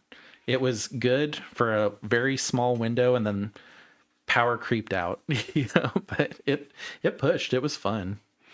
Again, we don't judge. Yeah. But this is the one I couldn't remember the name. Yeah, I think that this is decent, and it's not a rare. Yeah, it's an uncommon. An uncommon with the same, a similar effect. Could be your Pauper commander. Like, yeah. This set makes me want to play Pauper, just because of all the uncommons that I'm like, I would love to build a deck around this. Like I like Pauper because like in Pauper, the restrictions are really clear, but you can still just go like balls to the wall. Like, Well, with this card, you can now create frogs and squirrels. yeah, A frogs and squirrels deck, which is Silly Town. I like it. yeah. Um, We have a friend that's really excited to put this in man, there's so many cards that the king, the 5-color king that he plays. Kenrith? Kenrith. I was like Corvold. I was like, no, I just talked about Corvold. Yeah, my brain is like fried from this set. Yeah, this'll be pretty good in Kenrith. Is anybody really playing Kenrith and kicking butt with it? No, not really. It's still up there. It's still good. Yeah, yeah. Oh man, we have so many good 5-color commanders that are coming up too. I'll give this a 3, maybe a 4, but I think a 3 is more fair. Yeah, I'm with a 3. And even if you don't use it, I'd put it aside for later. So you're always running Chatterfang over this if you're able to. Or you're running both. Yeah, or you're running both. Or you're not able to run Chatterfang because you're playing mono green, and now you can have a Chatterfang effect. It's silly. So I think it's a 3, but it's good. Like for an uncommon, the amount of time we spent talking about it, it's really good. Saw's Chocobo. Saw's Chocobo. Green creature bird, landfall. When a land you control enters, put a 1/1 counter on this creature. It's a 0/1. We have not had a good, this is going to sound weird. We have not had a good 1-color green creature that was like Ragavan or Esper Sentinel, because all of the 1-color green creatures are dorks. So, like, is this a delighted halfling? No. But if you are running a deck where you're not wanting to get a dork out turn 1, you're wanting to get a 0/1 bird that will continually grow the entire time you play. I think this is a first for like very good value 1-drop green creature. And if you're playing Lumara, where you're just landfalling a whole bunch, you get a crazy bird. You know, like, This, oh my god, this is uncommon too. Popper can be a Popper commander. No, it's not legendary. Popper doesn't care about that. Really? Yeah. We would make them legendary just so that we could run them on casual play tables and just be like, by the way, this is Popper. But Popper doesn't care if it's a legendary creature or not. This card here. Yeah. So there's another one that's very similar that'll probably come up next or pretty soon. However, both of these are at least 4s in my opinion. Yeah. That being said, this is strong. Yeah. Anything that deals with lands makes a stupid creature. Yeah. Which also can go with this is why I said Golgari, but that one, he's not really a commander, but that one, if you beat the player, you win. Oh, yeah. There's ways to make these things trample, and if they trample and kill the player, you win the game. Well, what's crazy with this one is you could go Forest Chocobo, turn 2, sack land. I have a 2/3 Chocobo. You know, like, yeah, silly. Yeah, the value's there. This one builds and builds and builds, and you have to remove the creature. The other one is just a 1-shot, just that turn. Am I in a rush to put this card in deck? No. You don't really play mono green either. Yeah. So, I mean, the person that's playing mono green for an uncommon, this effect, 1-drop, And it's a Chocobo. and it's a Chocobo. Yeah. Like this is like fever dream. Yeah. This is great. I think that it's going to be a 4. It's not going to be a 5, mainly because it's a mono green type play. That doesn't mean that certain decks wouldn't use it. in other colors, because there is some landfalls that are not just mono green, and I could see that work. So before y'all come at me about that, just so we know, if it's a multicolored landfall deck, it's probably not CEDH. Yeah, I think that's where I'm having a hard time with the 4. It's where do you put this? Like, if I mulligan a hand and I see Saz's Chocobo, I'm probably putting it back and going back in for a dork, because I'd rather just race to my commander. I'd rather have Delighted Halfling for sure. It's always going to be third string, where I always want Delighted Halfling or Birds of Paradise. I'll settle for an Elf Dork, and then this is the third thing I want. You know? I mean, I think that it still goes in though. I don't think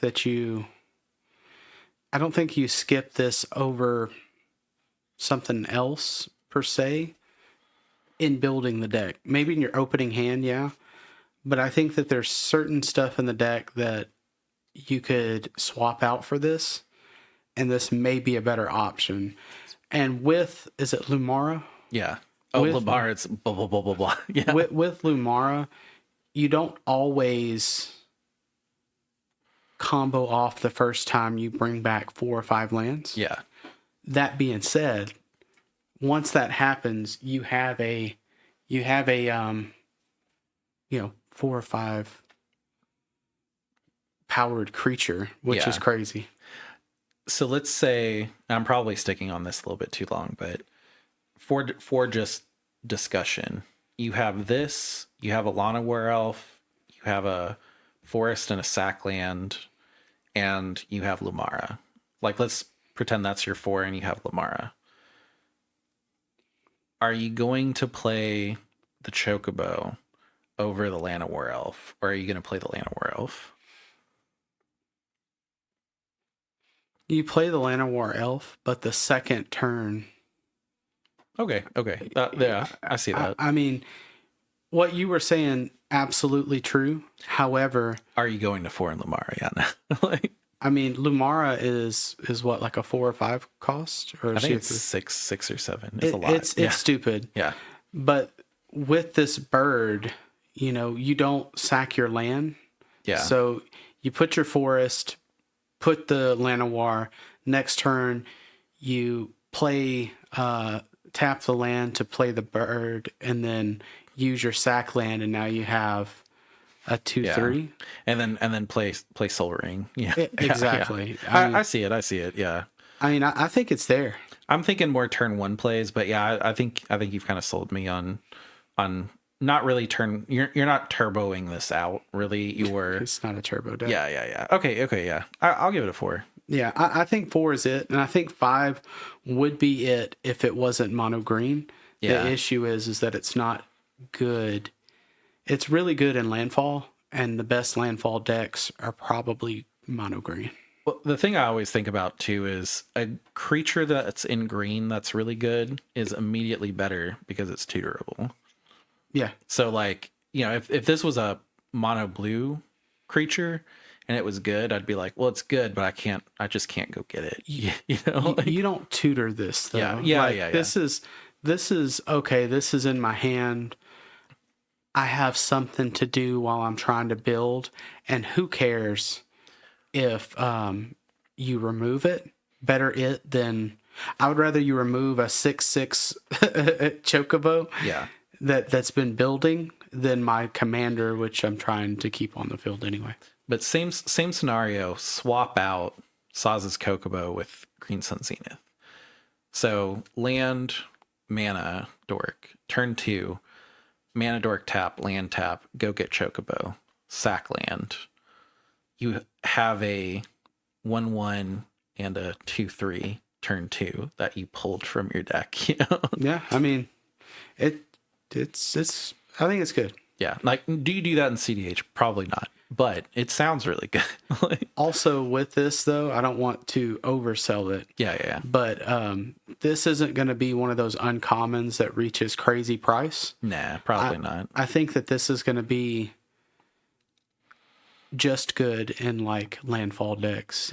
Bird synergy is a thing in this set. There was a couple of birds that I thought about putting in, and at the end I cut them out for time because there's a commander that we're going to talk about that is Bant and cares about birds. But this definitely is good in that, and also good in Lamara. So I'll agree with a 4. Summon Titan, 3 generic green. It's a saga. Chapter 1, mill 5 cards.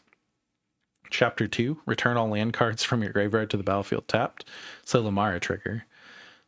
Chapter 3, until end of turn, another target creature you control gains trample and XX, where X is the number of lands you control. Enchantment creature, Saga Giant, reach trample, 7/7. So there is a lot of text between the start and the end, but I don't want to undersell that. This is a 5 cost reach trample 7/7 enchantment creature. Yeah. That when it comes out at mills and then you return all land cards from your graveyard to the battlefield tapped, if it stays around a turn. Like, what?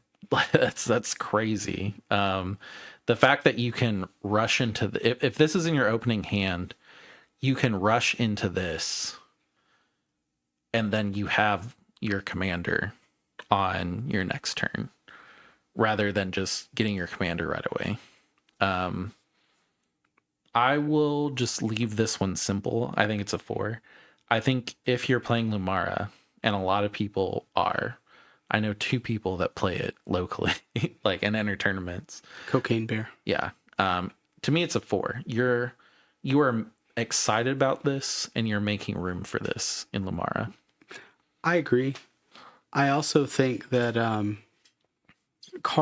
this set put cards like Strip Mine back in play, which all of you that are just like, haha, your lands, you're bad people. But yeah, this is going to be silly town for a lot of different reasons.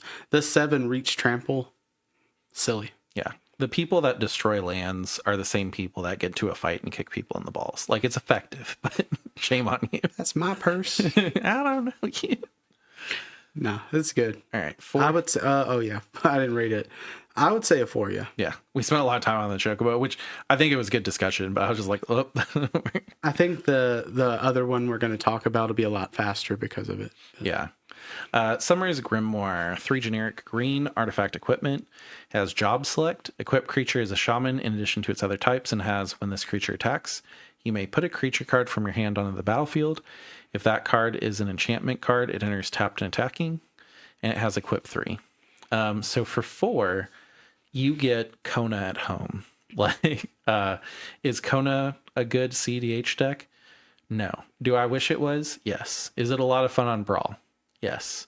Am I going to be really excited to add this card to my Brawl deck? Yes. I really want to give it a 4 because it's good. It turns any deck into it's a better Kona in the 99, honestly.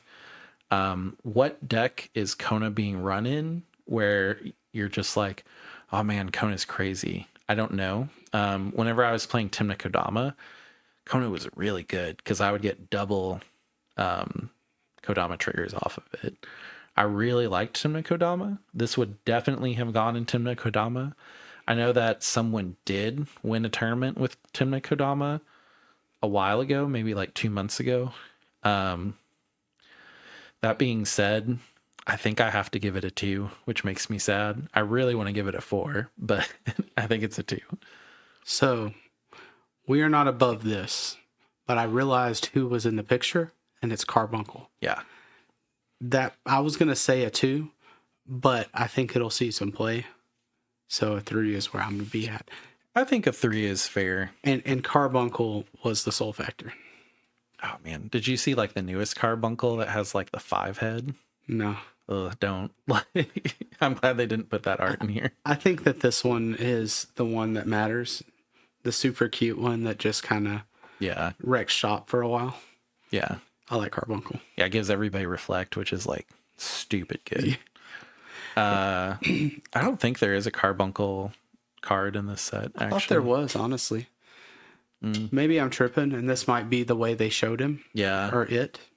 But I like it. Yeah. I'll say a 3. 3? Cool. I agree with that. Tifa Lockhart. 1 generic green legendary creature human monk. Trample. When a land you control enters, double Tifa Lockhart's power until end of turn. There's a companion card with this. It's in the set. It's her limit break. Basically, it's just make her power and toughness double, or add +2 attack, double it or triple it. It's really cool. Tifa, best girl, Final Fantasy VII. I'll say that. Everybody can argue with that. Tifa, best girl. I called her Typha. Typha? No, I'm just so joking. it's Typha, Tifa, and Tifa. I'm just joking. No, Tifa, this is much like the Chocobo, or Kokobo, however you feel. I do feel like both of these cards are good in their own way. This one's more of a finisher. The other one's more of a build. I mean, even with a sack land, it's a 4/2 because it's a 1, a 2. Well, it comes in, it's a 2. Other one comes in, it's a 4. With Lumara, it becomes a 8 and then a 16 with 4 lands. It gets silly. Yeah, you need 6 lands to just outright kill somebody, which is possible because it goes 32-64, which very possible in Lumara. To me, this is on the same level as the Kokobo. Yeah, I do think it's a little more limited. I don't want to give it a 3 though. I think it's a 4. Another playmat I would buy with this art. Oh, 100. Yeah. 100%. Yeah. I think I like the art in this set because I think it would have been really easy to make waifus. And they did a good job keeping the spirit of the character models, but also not just being like, oh, this is a waifu set. Yeah. Like the art is very respectable. The art has a lot of like really cool motion, like the fire coming off of Tifa's gloves, really cool. The like action is really cool. Like in a single frame, it's really hard to convey action, but like there's no doubt in my mind that like the art on this, Tifa's just like tearing it up. Yeah. Like her hair just like blowing is really, really cool. Like the glow of the fire like on her face, like it's amazing. Yeah. On this one, I think that all of the characters were really awesome. As far as arts go. Yeah. As far as actual playability, they're kind of limited. Yeah. Some of them are really good, others are not. But with Tifa, I think that, oh man, I'm just not sure. I want to say 3, but I like Tifa, so I'm going to say 4. If there's an art auction on this set, I would go broke. It's like tomorrow. Oh no, I'm part of that group on Facebook, and I haven't seen any go up. I know with the Universes Beyond, it's kind of up in the air who owns the characters, because like even though you did the art, you can't really sell art of a character that's not your IP. So I know it is a little weird. I'm not too sure how they handle that. I do not think I've seen any original arts of like the SpongeBob's or anything like that. So that might be right. I do think that these will be hard to collect if you're like an art collector. And I mean, I'm not an art collector. I was lucky enough to get one for like a couple $100. It's amazing though. Yeah. Yeah, really good. Torgal, a fine hound. Just confirming, what was your... Oh, waifu 5. No, I just got distracted. A 2. You thinking 2? Yeah. I think it's really hard to get this to a point where it will win the game.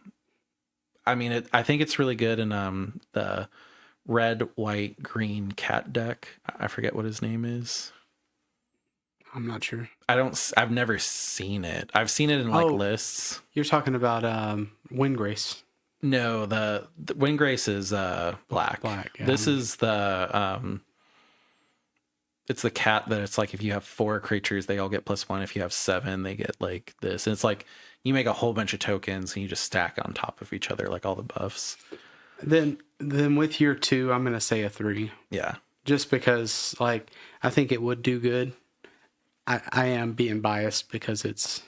The art is like I mean I got so distracted by the art I just blew past it. So, But yeah. Anyway, yeah, two for me. 3 is where I'm putting her. Torgal, a fine hound. 1 generic green legendary creature wolf. When you cast your first human creature spell each turn, that creature enters with an additional 1/1 counter on it for each dog and or wolf you control. Tap, add 1 mana of any color. It's a 2/2. Is this a 5-color commander? Since it taps and adds 1 mana of any color? I don't think so because the pip isn't there. No, it's just an ability because you could do the same thing with the birds.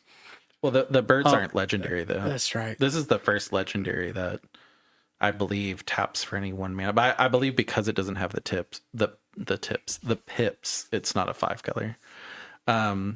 Sorry, that was just a side note.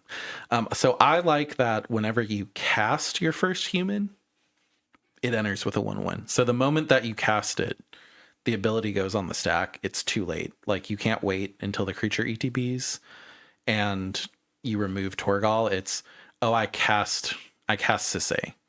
Sisay is going to enter with a 1/1 counter, and then they're like, well, I'm going to Swords Torgal. Fine, that's okay.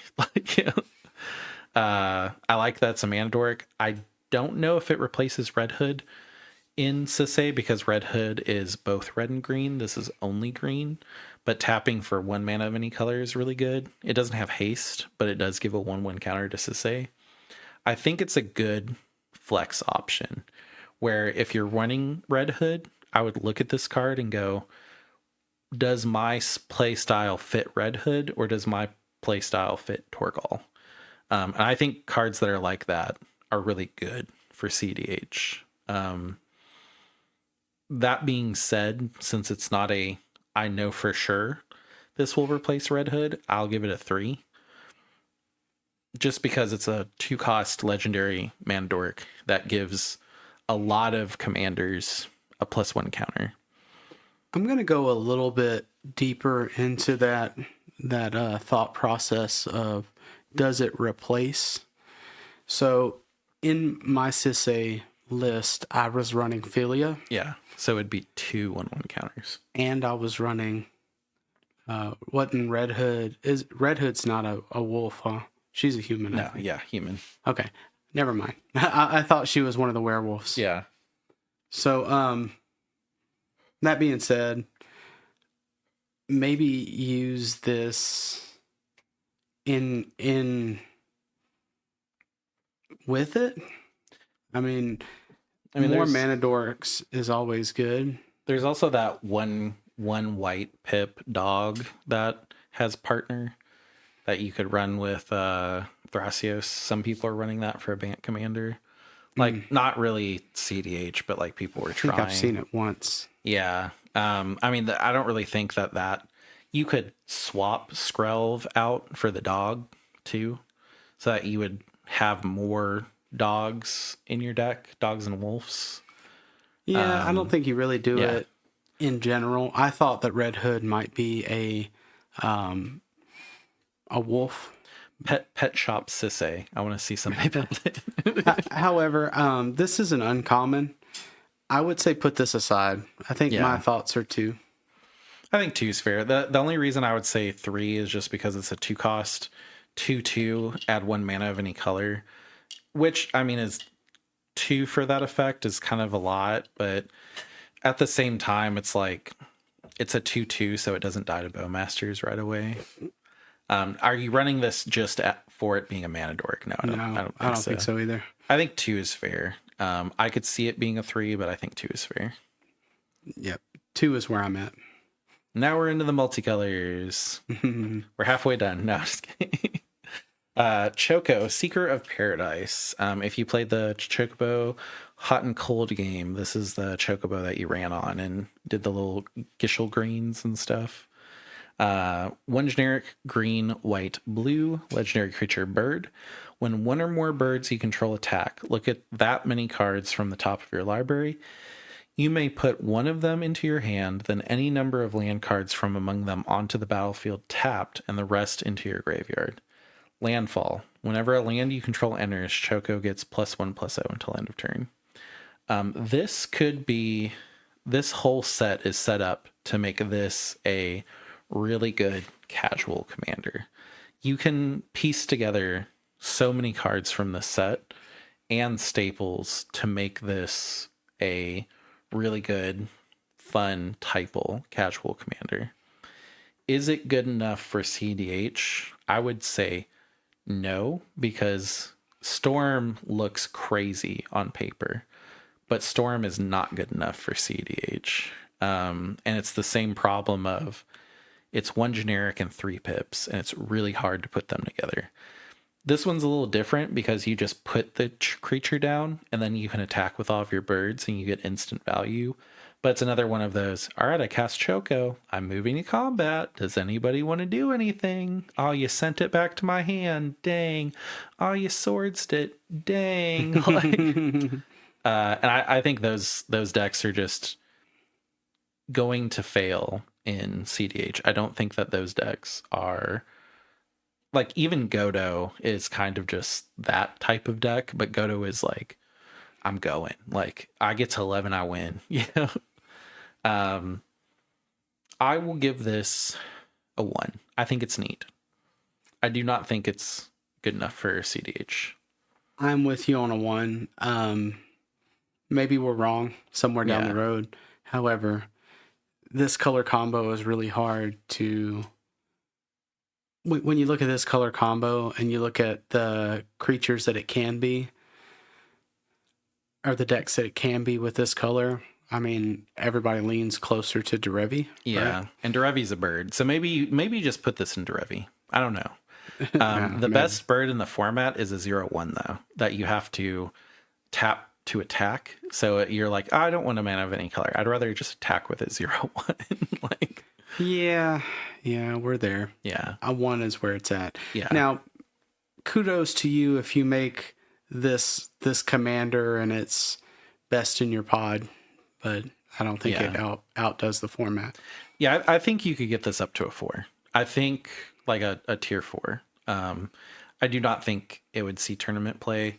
I really do like that they kind of have like this hidden commander deck in the set where they're like, you can put all these crazy birds together and like, we know the other birds you're going to put in. And there's been a couple of birds that have gone up in price recently because people are excited to make this deck. I'm glad people are excited to make it, but it's not going to win any tournaments. So if you're making it for fun, make it for fun. That's great. If you're making it because you're like, I'm going to win a tournament, I'm going to come home with $500. No, like don't have that in your head. Yeah, no. I mean, it does have the cool combo with Blood Maul.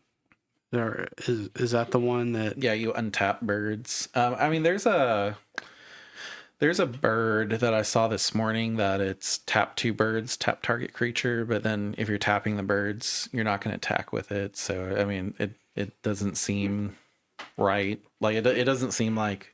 It's a little bit wonky. Yeah, it seems like the pieces are there. Like, you'd look at it and it'd be like a whole bunch of Legos and you're like, I could build something cool with this. And then you realize that the Legos don't really fit together the right way. And you're like, I don't know what I just made. I mean, it's cool, but I don't know. Like, one right. Solid with it. Solid 1. Emperor of Palmesia. This is a flip card, so set aside the next 2 minutes.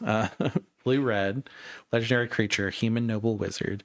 Tap, add a blue or a red. Spend this mana only to cast a non-creature spell. Whenever you cast a non-creature spell, if at least 4 mana was spent to cast it, put a 1/1 counter on the Emperor. Then if it has 3 or more 1/1 counters, transform it. Lord Master of Hell is the flip. Legendary creature, demon, noble wizard.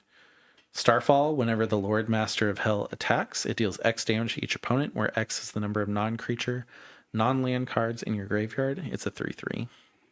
I will bring it to the front side, because that's what I care about the most. I think this is a cool backup card. I by no means think that this is going to be a commander itself, but I think it gives your Izzet decks a backup strategy. The only thing, and this is something that I didn't notice when we were looking at before, in order to flip it, that last 1/1 counter has to be from a 4 or more spell. So you can't just add 3/1/1 counters and then it flips. It's dependent on whenever you cast the 4 mana spell, put a 1/1 counter on it. Then, if 3 or more counters on it, you transform it. So you can't just put 3/1/1 counters on it and it flips. So That's it has not to what be it checks. It looks for the 4-cost non-creature spell. That being said, if you're running it in like America colors, you cast Smothering Tithe and flip it. I think it's a good grind plan where you're like, this is a mana dork that at the end of the game, if we've played an hour-long game, I can attack with it and win. I do think grind plans are a lot more important now that we've gotten a little bit better at the format. I have noticed that once you're in top 16, top 4s, and they're unlimited times, if you just go in with a Swiss mindset of I have to win in 80 minutes, that's not going to get you completely to the top. The people that got there by playing well. You're probably going to have to grind. And I think this card being in your deck will give you a grind plan. I do not think it's a blue farm thing. I think it's purely just an is it grind plan 99. What did the other side say exactly again? Damage to each opponent. Yeah. Okay, so it'll could wipe the table. Yeah, based on the number of non-creature, non-land cards. So basically, like, if you have 10 cards, I mean, you could also attack, trigger on the stack, brain freeze yourself, and then just be like, okay, I have 20 cards in here, surprise, 20 damage to everybody. Because it's just an attack trigger. It doesn't matter if it goes through. It's, hey, this thing attacked, it happens, triggers on the stack. Now that there's a trigger on the stack, I'm going to add some mill, you know? Drop some stuff. I think it can be a really good way to surprise the table and just be like, we're all low, we've all been duking it out, we're all at, 20 or lower life. Boom, wipe the table. Could you wipe everybody from full health with this? What deck are you running that has 40 instant or sorceries? I don't know. But I like it. I think it's interesting. I think it's a good grind plan, and the fact that you can get a grind plan from a mana dork, a 2-cost legendary mana dork, seems really good. It's also uncommon, so at the very least, I'd say put this aside. Yeah. I mean, almost. I don't really think you cast a lot of non-creature spells in Sisay, but like swap this out with Red Hood because blue is harder to come by than green. But you're doing non-creatures. Yeah. The problem with Sisay is it's creature based. Yeah. So I'm not really going to use the blue or red for anything. I mean, it casts your planeswalkers. Like, it would cast Tyvar because Tyvar is a generic black-green. Yeah, I mean, it's there, I guess. But in that type of instance, how do you flip it? Because Smothering Tithe. Yeah, I guess. Yeah, it's there. Is it great? No. I mean, also, like, when you cast, it's a non-creature spell, so also if you have to hard cast your like four or greater planeswalkers, or it's tough. I don't really think Sisay's grind plan is, oh, the game went long, I'm gonna win. Like, I'm Sisay. Like that Sisay thrives late game. I think it's good. I will say I'll give it a 3. That's where I was at. Yeah, I think it's more than put it aside. I like it. I like the grind plan aspect. I like that's a mana dork. It does a lot for me. It is a lot for a 2/2. Yeah. 2/2 for 2 that flips. That can easily build into a 5/5 and flip. Yeah. And when it flips, it keeps the 1/1 counters. Ugh. Yeah. That's a lot. Yeah, a 3 is where it's at. Yeah, because transform basically like the creature melds into the other thing. The other one, some of them are like exile it, then cast it. That would not stay, but I believe the 1/1 counters stay. Cool. 3. Yep. Golbez, Crystal Collector. Blue, black, legendary creature, human wizard. Whenever an artifact you control enters, surveil 1. At the beginning of your end step, if you control 4 or more artifacts, return a target creature card from your graveyard to your hand. Then if you control 8 or more artifacts, each opponent loses life equal to that card's power. A 1/4. This is a Tivit card. Like, if you read this card and you thought any other creature or commander, it's Tivit. The fact that Tivit can ETB and you surveil 5 is crazy. I do think that someone could put in the effort and make this into a really good blue black level 4 commander. I think it'd be a really good kitchen table high power commander. I don't think it could exist as a CDH tournament meta winning commander. But I would personally put this in Tivit like easily. Would I take Lotho out? Probably not. You know, like, No, I'm with you on it. I think that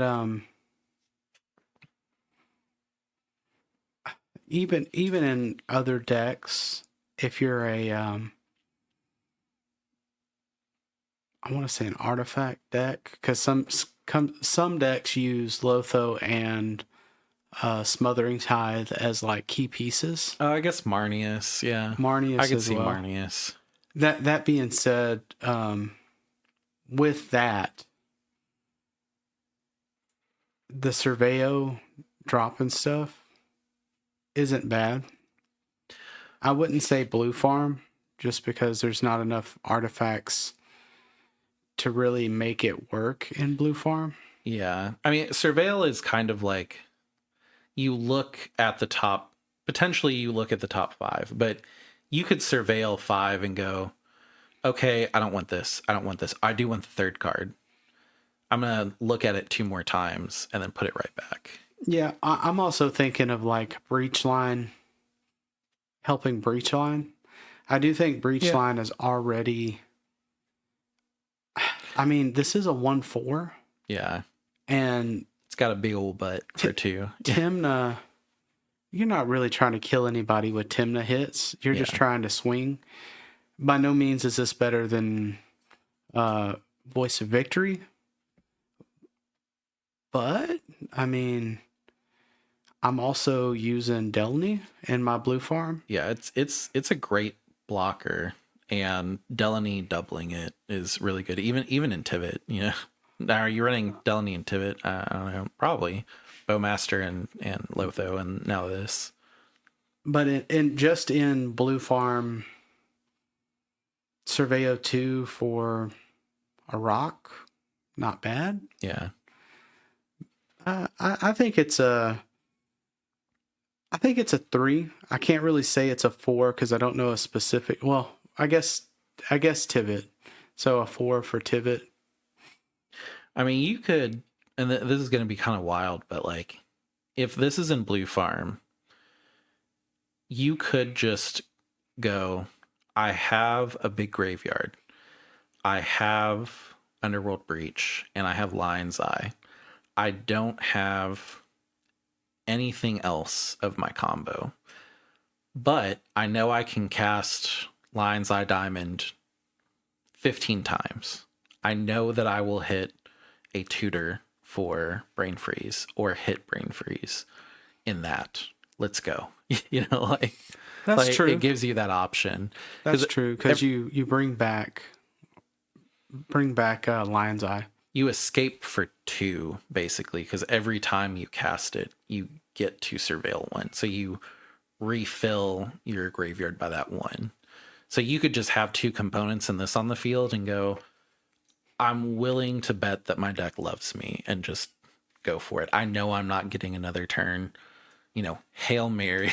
Like, The issue with something like this though is this better than Dragon Rage?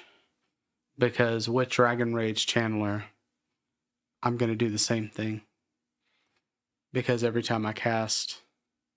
but both. Yeah, but what do you take? Like, Blue Farm is already sculpted. Yeah. And the sculpting pieces are really people, like, pointing at a 6 and saying it's a 9, just standing on the other side. Yeah. So it depends on what you're trying to do, but this is a crazy option. I would take out Dothy Voidwalker for this. Dothy is already cut in a lot of places. I know, but I'm just saying, like, Yeah, I agree. it's Dothy's good, and I think this is better.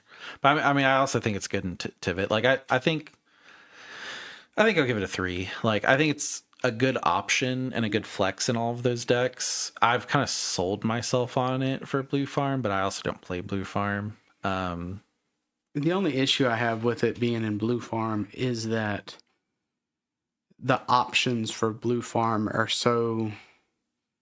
You're not looking at low played cards. You're looking at highly played cards. It does nothing until it does everything in Blue Farm. Like, and that works a lot. Yeah. I mean, really, you're looking at Timna Synergy. Yeah. It has it. I mean, it's a good 1/4 blocker too. It has it. If this had a reach, I would be completely sold on it. Or like unblockable. Yeah. That'd be stupid. I'll give it a 4. It for sure goes into it. I'm saying 4 as well. Yeah. Ignis Scientia, 1 generic green blue, legendary creature, human advisor. When Ignis Scientia enters, look at the top 6 cards of your library.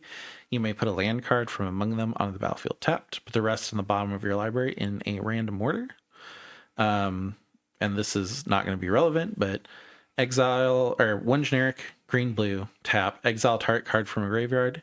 If a creature card was exiled this way, create a food token, 2/2. Just the fact that for 3 on a creature, you can look at the top 6 cards of your library, grab a land card, put it in the battlefield tapped. Seems really good. There's a lot of, cards that for 2 or 3 go search for basic lands that are mono green. This is green blue on a creature. It's really hard to counter. Is this a CDH staple? Probably not. But again, for the people that are like, I'm looking at a higher power of play, but I'm not really looking at CDH. Like, I want to know what cards replace, Kodama's Reach and stuff like that. This does. This is a good upgrade for those cards that are staple. It's a good upgrade for Cultivate. In CDH, I think it's a 2. I mean, ramping in green blue is kind of good. I'm with a 2 just because. Yeah. Just because it does it, but is it the best option? It depends on the situation. The fact that it's any land card is what I really like about it. I feel like this is really good in Kodama Sakashima, because that deck cares about lands, and I think we're going to start seeing more green blue land matter decks. Like Kodama Thrasios is becoming a thing, which is like crazy to me. I could see that. Also, like Kodama Sakashima is kind of it's like Godo, where it's like if I get both commanders on the field, I pretty much win. And if you're ramping 1 to get there a turn faster, that can be the difference between you winning and you not winning. It's also uncommon. Yeah. Again, I don't think it's going to break the format. I think it's a good option for a card that you're going to have probably just sitting in a pack. Yeah. I'll give it a 2. I'm with 2. Set it aside. Oh my God. Kefka. So I believe that everybody that's running Nico Bolas will probably just side upgrade into Kefka, unless you just really like Nico Bolas. So Kefka, Court Mage, 2 generic blue, green, black. No. Man, we've been at it for 2 hours. Kefka, 2 generic, blue, black, red, legendary creature, human wizard. When Kefka enters or attacks, each player discards a card. Then you draw a card for each card type among cards discarded this way. I like that it opens up discussions because everybody can be like, what are you discarding? What are you discarding? And keep in mind that each player, so you discard a card. So if everybody's like, we're all going to commit to discarding sorceries, you can be like, well, if they're going to discard a sorcery, I'm going to discard a land and draw 2. Yeah. Like, I think it invites chaos politics, and I think that is going to be really fun for casual play. People are saying this is a CDH commander. I personally don't see it. I would never run this outside of ROG Psy, really. I wasn't done with the card. I just kept going. Yeah, you didn't flip it. Yeah. 8 generic. Each opponent sacrifices a permanent of their choice. Transform Kefka. Activate only as a sorcery. 4/5. And then you flip it. Kefka, Ruler of Ruin. Flying, when an opponent loses life during your turn, you draw that many cards as a 5/7. So in a lot of decks, when you flip it, it's just going to create a loop. If you're running this as a commander, you're going to create a loop. This seems like it's for people that were playing Nico Bolas. No, not Nico Bolas. Is it Niv Mizzet? Niv Mizzet, yeah. This is for people that were playing Niv Mizzet that won a 5 cost commander instead of a 6 cost commander, and then they want to add color. black. Yeah, extra color. 8 to flip it is quite a lot, but I feel like once you're there, you're there. Mana doesn't really matter. You're there. I could see it. I mean, if I sat down at a table and I saw Kefka, I would be a lot more scared of ROG Psy, I'm going to be honest. I don't think Kefka is going to just dominate, but I don't know. Maybe. I think it's more in the 3 range. Yeah, for me. And, I would say 3 could go higher. I don't think it's going to be meta. I don't think it's going to be like top meta. I also don't think you're running this in the 99 ever. No, yeah. Never, because it's not going to be worth paying 5 unless you're winning. Yeah, it has to be a build around. And that being said, because of that, unless something major changes, I don't see, kind of like you said, Grixis is a very powerful combo, and there's already more powerful commanders and commander partners. So Grixis is figured out. Yeah. Like that, I think that's the best way to summarize it. Like, yeah. And again, like, not only is it figured out, but there's Grixis commanders that are win cons or get to the win con a lot faster. Yeah. And I will say, like, if Rograth was banned, maybe Kefka would be a good fallback. I mean, you also got to get past like some of them old ones like Brea and stuff that are. Well, Brea is blue, black, red, white. So it's discard. Is it blue? Oh, yeah. Okay. But Anala's great. Is Anala the Eminence? Yeah. Okay. Yeah. The friend that we play that has the one that is a mana dork that whenever you sack it, basically like if you saw in halfer, you just win. I thought that was Brea. That's the one I was thinking of. Yeah, Brea is discount Blue Farm. It was Blue Farm before Blue Farm. I can't think of the name of that one. I can't either. I just know. But Soul and a Half wins it. Yeah, I know it's a wizard that has haste and taps for mana that you can only spend on instant or sorceries. It's good. Anala is better. Is it Isha? No. Nah. I know Anala's combo is like so complicated that a lot of people are like, it might be good. I just don't want to run it. I've played Anala a few times. Yeah. And sometimes it's scary. Really scary. Yeah. And it's scary to the fact of like you're staring at it and you don't know what's going on just yet. And then, you've already lost. Well, also, their commander is always online. She never leaves the command zone. You can't get rid of her. Like that's the scary thing is it's like, oh, you can't send it back to my hand. You can't do any. I don't even have to cast it.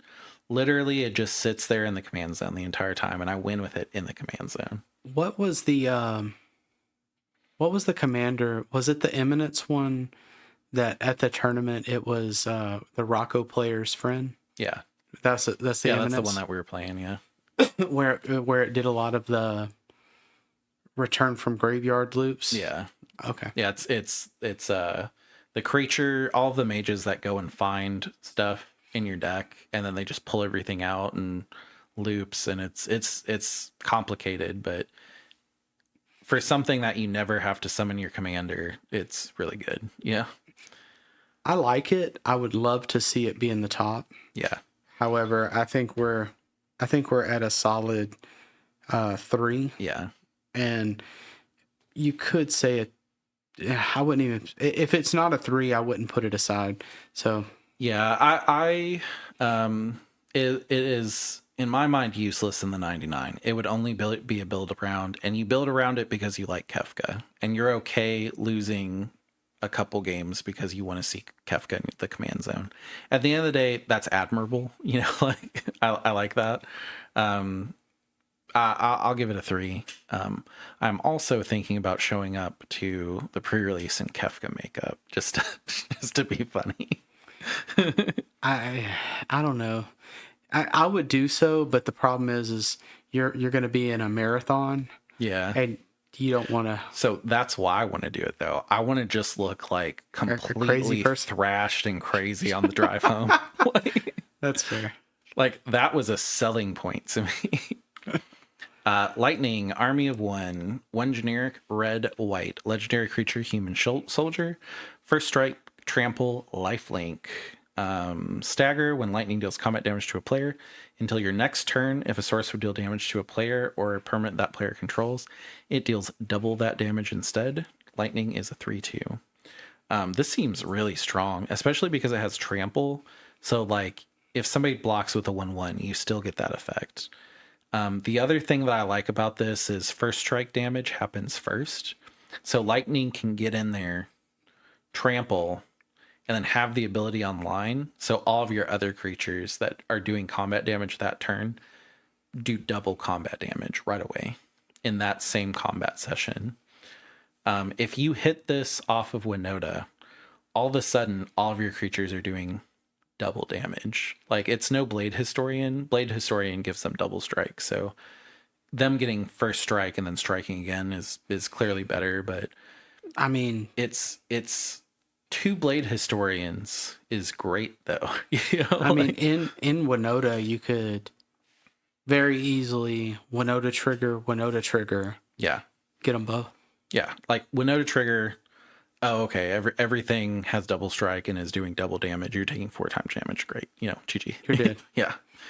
I think it's good for that. I mean, again, Winota has a soft spot in our heart. I like to see Winota get some stuff. I could see Lightning also being good enough to be a CDH commander. Like the fact that you just get in with Lightning and then you have a lot of really efficient damage that's on the board, or efficient damage that deals damage to everybody. Like there's that new, it's basically Lightning Bolt where it deals 3 damage to everybody. It was in Foundations. The fact for 1 red you could do 6 damage to all opponents is kind of crazy. Yeah. Yeah. I see it. I like it. I'll give it a 4 because I know you will make room for it in Winota. You are not playing Winota and not making room for this. I'm with that too. Yeah. So I think it's a 4. And I could also see it as a standalone commander. Not a great one. It's probably a tier 4 standalone commander, but it's good. I'm with a 4 for sure. That's a solid card. Yeah, and that's a 4 for Lightning, Army of 1. I usually try to like read everything, and then at the end for people that are like, oh man, like what card were they talking about? Say the name, and I just realized 2.5 hours in I wasn't doing that.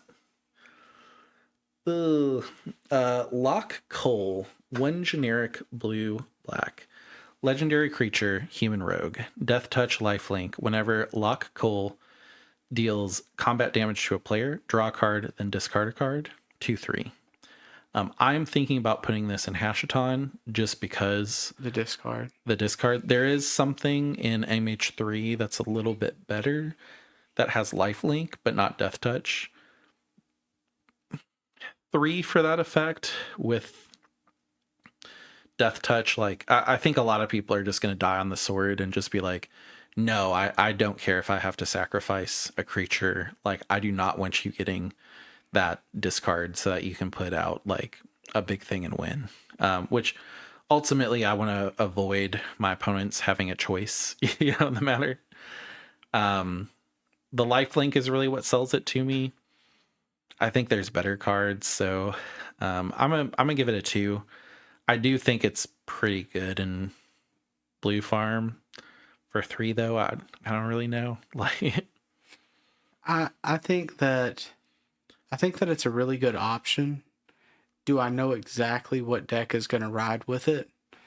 I don't. I think that put this aside, I think it's going to see some play. Where I'm not exactly sure. But with that said, the problem I have with it is there's better options for this ability. And as a package, it's not as great in what you're trying to do. There's better options, like a flying is better. We're also going to see an immediate better option in red black too. So yeah. So I mean, that said, I would just put it aside. Know that it's there. Know that it's a 3-drop, Dimir option. Yeah. But would it be better than some of the others? Yeah. Like, I don't even think it goes in Yuriko because I think everybody's just going to block it. Yeah. Well, even so, like you care more about ninjas, right? Or no? You care about the ninjas. I'll get through. So, yeah. I mean, yeah, you do care more about ninjas. So yeah, I don't. I thought about it in Hashaton, and because I thought about it, I was like, let's show it. But I do think it's like a 2. I think a 2 is solid for it. I don't think it's a bad card. Yeah. I think in your drafts, this is going to be really good. Yeah.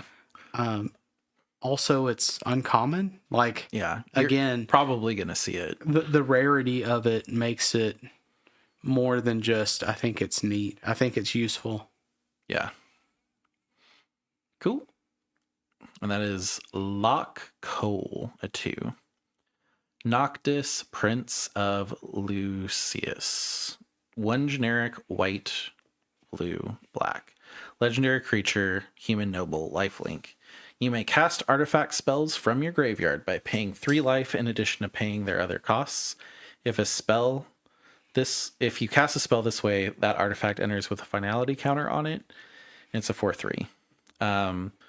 This has been probably, if I wouldn't have used the Force of Will on the other card, I would have used it here. When this card was announced, the CDH channels had proxied the deck and made it. It is a Esper combo, like, turbo deck. The fact that it says that artifact enters with a finality counter is the most important thing. So Mox Diamond goes infinite with this if you have the life, because you pay 0 and 3 life, bring in Mox Diamond, you don't have a land, it sacks before it enters, so it never has the finality counter over and over and over. Or if you have Chalice of the Void, all of your 0 cost rocks just get countered on the stack, so they never enter, so you can loop them for 3 life. And you have Aetherflux, where you pretty quickly get to the point where you're like, yeah, I don't care about the 3 life. I can cast this thing infinite times, get infinite life, kill the entire table. It does a lot. Yeah, like it does a lot of things. It in itself has lifelink, so you can go down pretty low and then just go, okay, well, I'm about to die. I got Aetherflux out. I realistically think that if I Necropotence myself down to, draw 20 cards, I can protect it for the entire turn, and then when I get back to my turn, Mox Diamond, win. You got to be careful with Necropotence. Well, no, because you would cast it. You're not discarding it, so Necropotence wouldn't. Yeah, it's only when you discard a card that Necropotence exiles it. So with this card, I was going to Force of Will for another card that's probably going to show up here in a minute. However, I would feel bad as a Magic player not giving this the credit that it's due. I'm going to go ahead and Force of Will this one. Yeah. My honorable mention would be Vivi, just because I like it better. Noctis, you will for sure be seeing this card as a commander. Once it's printed, you'll see it all the time. I would almost say that people that are running Tivit will probably just go swap out Tivit, put in Noctis, make a couple changes. I'm good now. Yeah. I like Tivit more. I think there's still a reason to run Tivit, but I do think that it's really good. It's in really good colors. The moment this card is live and people are able to put those decks together, which it goes together with 0 cost rocks and Etherflux. Everybody has it, you will on your next tournament see this card at the tournament, if not go against it. So would this go infinite? Would this go infinite with Blind Obedience? Or would this be a win con with Blind Obedience and Lion's Eye? What do you mean? So if Lion's Eye enters, it'll have a finality counter and then it'll exile. Okay, that makes sense. So like, does it go infinite with... It does, but you have to generate the white or black every turn to... That's true. Yeah. Okay, so like, I forgot about the finality. It does. Like the other creature... I don't know if we've looked at it yet. The one that every time you cast a non-creature spell, it pings the table for a damage and you gain a life. Just the loop would kill the table. Like, you would lose 2 life faster than they would, but I mean, really you always have to have Etherflux out, but it's for generic for an artifact and you're able to defend it. Yeah, I think that with Etherflux in Esper, you should be able to mess with this. I mean, you can transmute artifact into it. You can like... Also, you can use you can only cast 1 non-artifact creature spell per turn. And just lock the table down and lock it. Just go off queen. Like, like... You don't want to do the ones. So like you can only cast 1 spell. Yeah, and the other thing too is when you have... That's the Canonist, I believe. So you can... Basically, you can kind of screw yourself because it becomes... Okay, I play Aetherflux, and someone's like, counter. And then you're like, okay, I play counter. And then some other person's like, all right, well, I'll use my 1 spell to jump in with a counter. And then you're like, aw, dang, I have a handful of counters that I can't cast. So it's maybe not a good thing, but also like, if you're sure the table only has 1 counter, it's a pretty good way to kind of seal the turn off. But if you're in white, and you should just be really running Voice of Victory or Grand Abolisher at that point in silence. I mean, you could use that also as a silence, though. So, like... you just kind of, like, screw yourself over if there's more than 1 counter at the table. What I'm saying is you use your counters in hand, and then play the spell at the end. So once each... Oh, no, because it has to resolve. Yeah. So like you could cast the Canonist or whatever from your graveyard as a stacks piece, like if they get rid of it, because it's an artifact. But the problem with that is when you play Etherflux, if there's 2 counters at the table, you're done. You can't defend it. Because you play your counter, that seals off the rest of your counters. So someone plays it, you play your counter, a second player jumps in, then you're like, oh, I'm done. Yeah. My thoughts are, you know, because it wouldn't matter. You'd have to clear the stack. Yeah. And to be fair, oh, well, no, you do have to activate Aetherflux to win. I was about to say you could play the shut off artifacts in this, but you couldn't. You are in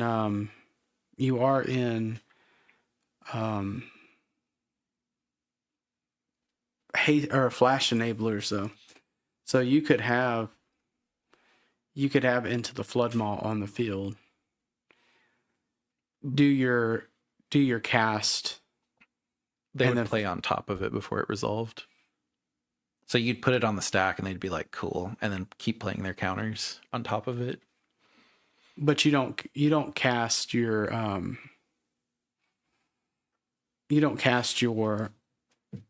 Aetherflux until yeah, I mean you can sneak it in. I don't think this deck in particular you're really trying to stacks out. I think this is like, I don't care about my life, I'll gain it back, turbo-ish Esper from what I've seen people build. I could see that. Like I think you kind of do yourself a disservice if you start putting that stuff in, because then you're like, oh, well, I have all these cards from Necroprotence, I can't play them. Yeah. Like you're getting a lot of value in this deck for the most part. That's true, because you could do Necro Dominance too. Mm-hmm. Yeah, I'm with it. I think that this is Force of Will worthy. I think it's a solid commander. Would it be better than Hashton? I don't know. No, yeah, I'm not. I have zero interest to swap over to it personally. I do think you'll see it a lot. And maybe you just see it a lot because it's Final Fantasy and it's not better than Tivit. It's not better than anything else. But I know a lot of people are excited about it and building it, so I'm going to give it a 5. You said a 5. I'm down with it too. Cool. And then this is one of the last flip cards, hopefully. Serapharin, 1 generic, green, white, legendary. Oh, wait. That card was Noctis, Prince of Lucis, that we were talking about. Serapharin, 1 generic, green, white, legendary creature, human citizen. The first legendary creature spell you cast each turn costs 2 less to cast. At the beginning of combat on your turn, if you control 2 or more other legendary creatures, you may transform Serapharin. It's a 2/2. On the other side, it's a Crystallized Serra, legendary artifact. The first legendary spell you cast each turn costs 2 less to cast. Legendary creatures you control get +2/+2.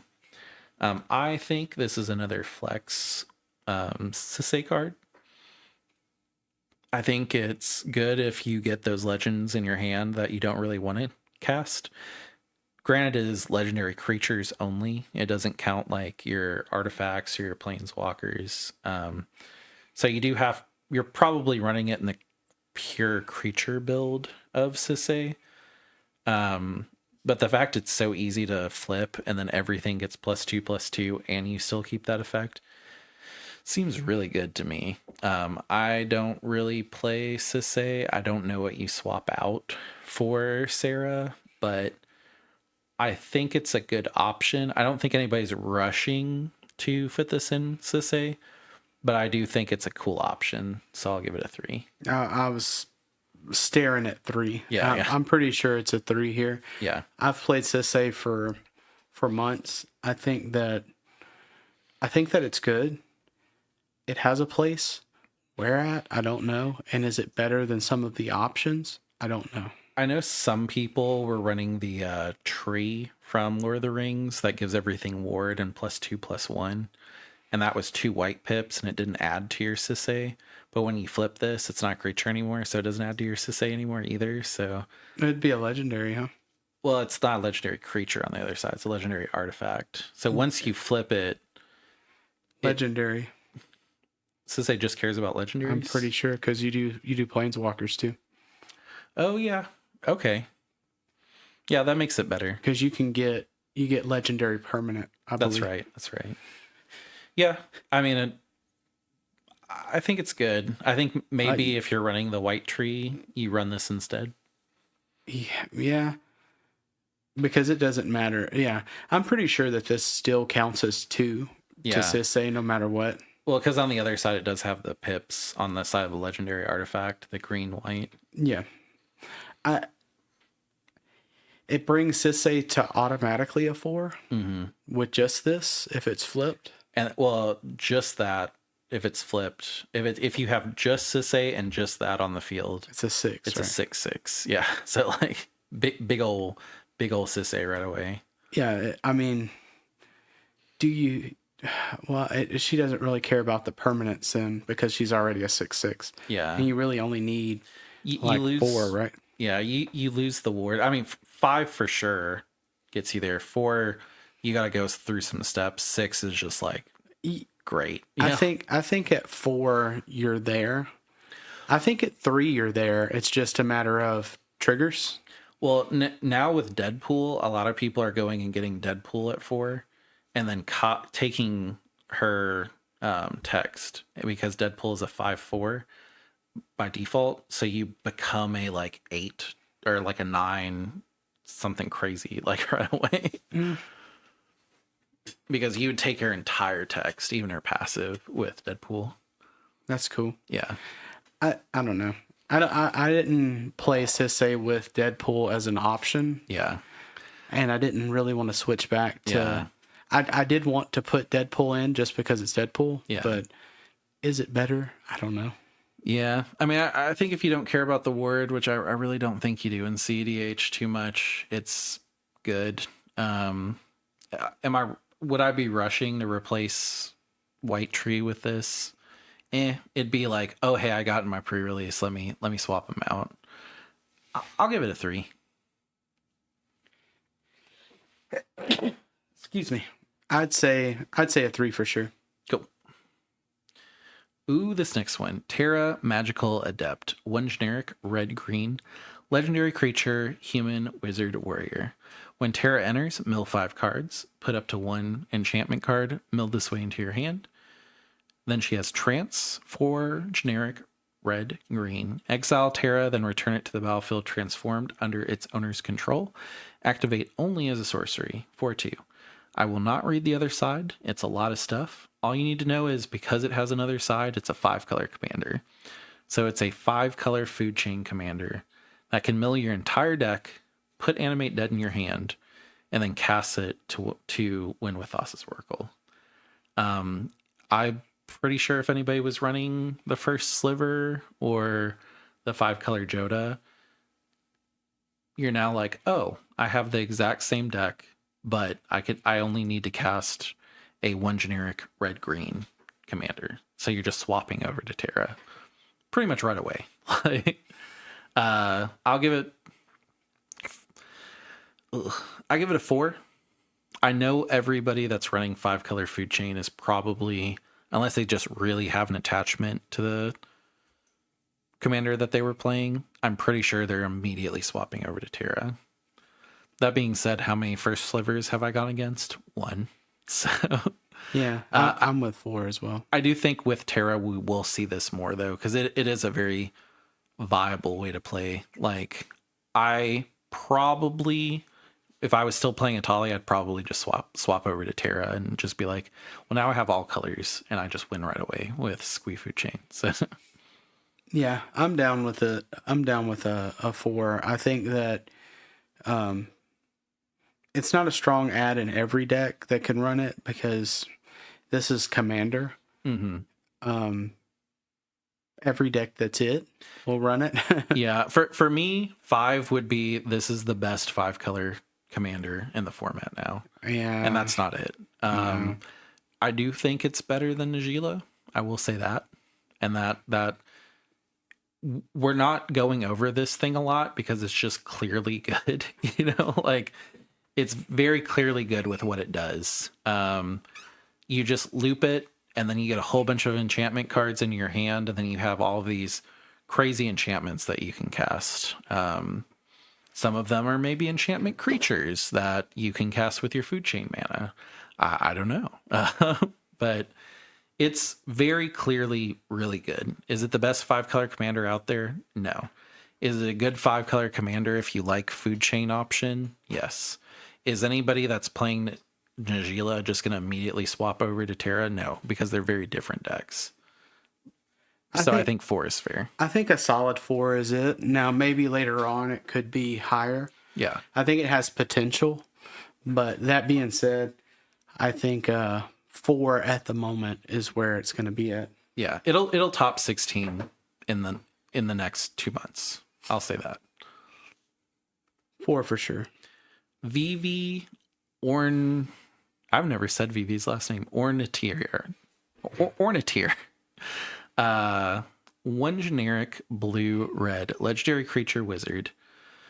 0 at X mana in any combination of blue and or red where X is VV or Nurture's power. Activate only during your turn and only once each turn. When you cast a non-creature spell, put a 1/1 counter on VV or Nur, and it deals 1 damage to each opponent. It's a 0/3. I'm going to let you talk about this because when you're done, I'm going to poop on everything you're going to say. I know what you're going to say or around where you're going to be at. As far as is it Commanders, I want this to be the best one. I really like VV. I think it has good potential. I do think it's slow, which is a problem. God,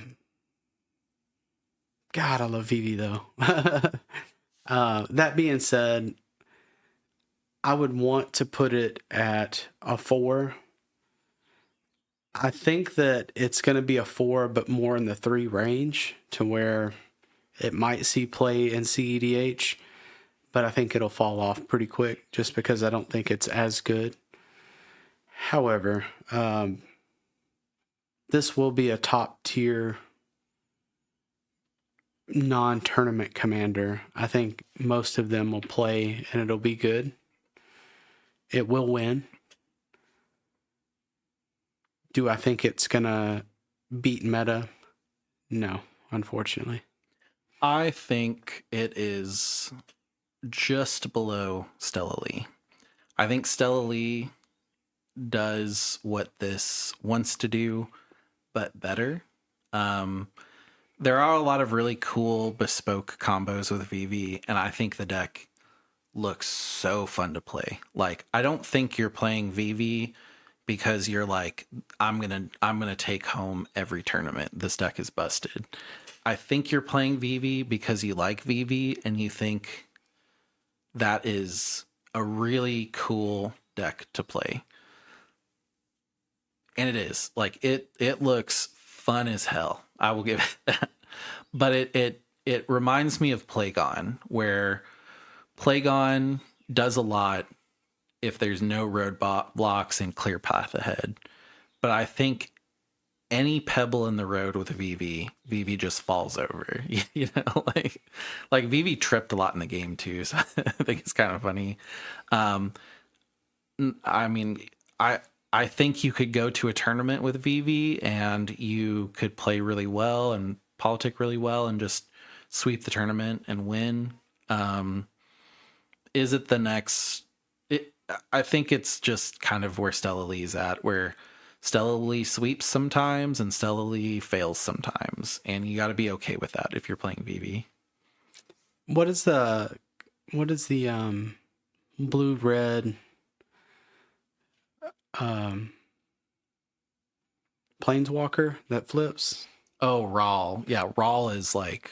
Rawl is getting there too. Yeah, Rawl is a way better choice. I would challenge everybody that's like, I'm building VV, to just go build Rawl, because it's a better deck. And if you're playing for fun and you're like, I just go to tournaments for the companionship and the experience, and if I'm running a lower meta deck, I feel a lot better about winning, but I'm okay losing. I definitely did that for a while with Rocco, where I was like, it's just fun. I feel really accomplished when I win, and I'm not too upset when I lose. Play VV. But if you're building VV with the thought of, I'm just going to roll these tournaments and I'm just going to collect a bunch of money from my top 16s and top 4s, I don't think that's where VV is. I do think that's where Rawl is, though. Rawl is really good. The issue when you look at commanders in a tournament format is unfortunately, some of these decks have better track records. And even though it's a new commander, you're not going to see a track record start to emerge before, a few months after the commander is built. Yeah. That being said, Stella Lee was one of the top Izzet commander and is one of the top Izzet commanders. However, Rawl has become way more scary. Yeah. And it's really hard to figure out what's about to happen. Yeah. At least in my opinion. I played Raw at least 4 or 5 times in tournaments in top tier play. Yeah. Like we're, I don't know, top 16ing. And Rawl also just runs away where it's like, I know what to do, and there's just so much I can't stop it. I think Vivi, I will say, like, Stella Lee wins on turn 3 or 4. I think Vivi wins on turn 4 or 5. I think Rawl wins whenever, like whenever it wants. It can play the long game. It can play the slow game. Like it's a very, very strong, resilient commander. And Vivi is not. Vivi is complete glass cannon. Like it gets disrupted a little bit, you're kind of done. Like, yeah, I'm with you on that. And it's a shame. As far as arts go, Vivi wins the art game in my heart all the time. Yeah. It really wins the card in my heart. Yeah. Mostly. However, I don't think that it's going to be super crazy. I will give it a 3 because I think you're going to see it. I don't think I think it might be a 99 card, but I think that mostly it's going to be Commander. Yeah. I really think that you're going to see Vivi for 2 months after the set releases, and then you're not going to see Vivi anymore. And you're just going to see Stella Lee or Rawl, I think Rawl is around for the long haul. Yeah. And I have 2 of them, which are really pretty. But I traded in one of the full arts whenever it first came out. I don't regret it because I would never build that deck, but I was just like, dang, I like knowing I have it. Yeah. But no, I really like Vivi, to be honest. I'll give it a 3. I think that's where it's at. Like longevity a 3, initial release a 4, but longevity a 3. I think initially it'll be a 4. I think that if you pull a Vivi, sell it. I think the price is going to be highest right as it comes out, and then it'll drop as it goes. Yeah. The Wandering Minstrel, green, blue, legendary creature, human bard, lands you control enter untapped. Crazy. Like at the beginning of combat on your turn, if you control 5 or more towns, create a 2/2 elemental creature token that's all colors. 3 generic, Wooburg, other creatures you control get +X/+X until end of turn, where X is the number of towns you control. We know that anything where it says permanents or lands you control enter untapped just gets broken. They're stupid. Amulet Titan is a thing because Amulet, of Vigor, like all of those cards break the format in incredible ways. And this is a 5-color commander that says lands you control enter untapped. Like, okay, I would definitely play Terra over this personally, but it's also a green-blue 1/3 that's like Kennen, where it's like, all right, I put Kennen out. Oh, you killed it. Well, now it costs 4. And most of your commanders cost 4. So now we're just on even playing ground, I have seen a lot recently about this card. It's really hard to think. I mean, the lands you control enter untapped is good. Yeah. But is it really like top tier win good? I don't know. You can run Triomes and they come in untapped. You can run Surveil lands and they come in untapped. Like the fact that you can expand to Triomes and Surveil lands is nutty, especially that you can do it so early. I agree that it's good, but what is the payoff here? Ashaya. Oh wait, it's I'm sorry, it's a 5 color. It's Yeah, not a 2. yeah. So an Ashaya deck that can win with Thassa's Oracle, and you can also Neoform into it. Like, Yeah, I mean, this is there. I think it's going to be a good 5 color. yeah, like Ashaya decks are nutty to begin with, and then you expand to 5 color is just like silly. Yeah, I think that I feel like it's vanilla though. Like I feel like it has a good play, but it's just generally good. it just generally works good with a whole bunch of things, and then also like you can play Root Maze because your lands don't come in untapped. Like, so like you can put down Root Maze and then next turn play Wandering Minstrel and be like, well, you guys' stuff comes in untapped, but mine doesn't. And like you can run a Shia that turns all of your creatures in the land, so all of your creatures come in untapped, and you can just do a lot of silly stuff with it. Yeah, I don't really see, this isn't my mind. This isn't my play style, so I don't really get it that well. But and that's where I'm at. I'm not a value player. Like I don't look at a card and go, oh, well, I can run these like silly sack pieces that don't affect me. Like this is probably people that were playing, was it Shoe Lane from the D&D set that was Bant, are gonna be like, oh, I like this. You know, like I think this has a lot of potential. I think it's really good. I agree it's not my play style at all, but it has the pieces already that have been proven that they're good. And then it's 5 color, and it's a 2 cost 5 color commander. So like imagine, I mean, Kennan's stupid for other reasons, but like imagine if you could run all 5 colors in Kennen, you know? I'm with you. I think we're here at a 4, and the only reason I don't say a 5 is like it does something really well, but its ability isn't necessarily a win con. Yeah. And the value that's there isn't up front and show you. Mm-hmm. This is more of a, because of this, it's also, because of this, it uses this as well. Yeah. So it's a really strange value it has.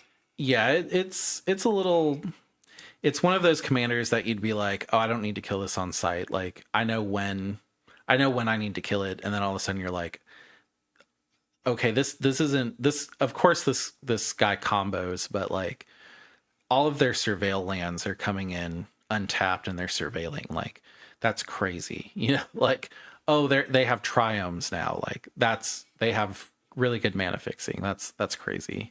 I don't really think the triomes are going to really win over the surveil lands, but like it's silly. Like you can do a lot of cool stuff. If you use the pain lands and you choose not to tap them or not to untap them with that, does it automatically untap them? They still untap. So I can be like, I'm not paying it, and then it comes in untapped? Yeah. Okay. Because it doesn't, I'm pretty sure, like I believe it's like this land enters tapped, you may pay 3 life to have it come in untapped. But if it already comes in untapped, you don't need to pay the 3. You can still pay the 3, but you don't need to. Yeah, I think it's a 4. I'll say it's a 4. And it could be a 5. Yeah. If I'm giving Terra a 4, I think I should give this a 4. I think for someone that has the mind for this deck, it's a 5. Is it better than Najila? Probably. You know, is it... I like that we're getting a lot of 5 color options, which is kind of scary, but you know. My issue is it better than Sisse? Maybe? Yes. Yeah, because it's cost 2. You're winning at different times of the game, and you're thinking a lot more. But like someone that is good as at Sisse might not be good at Wandering Minstrel, but someone might not be able or want to play Sisse that has the mind for Wandering Minstrel. Yeah, I think that they're 2 really separate ends of the the spectrum of deck. Yeah. And I don't think that. I don't know. It's a 4 for Yeah. me. Four for me is 2. Like options are good. We're finally going into the color list. Hooray, we're close. Aether and Pre-Win. 6 generic legendary artifact equipment. Equipped creature has base power and toughness XX, where X is your life total. Equip 5.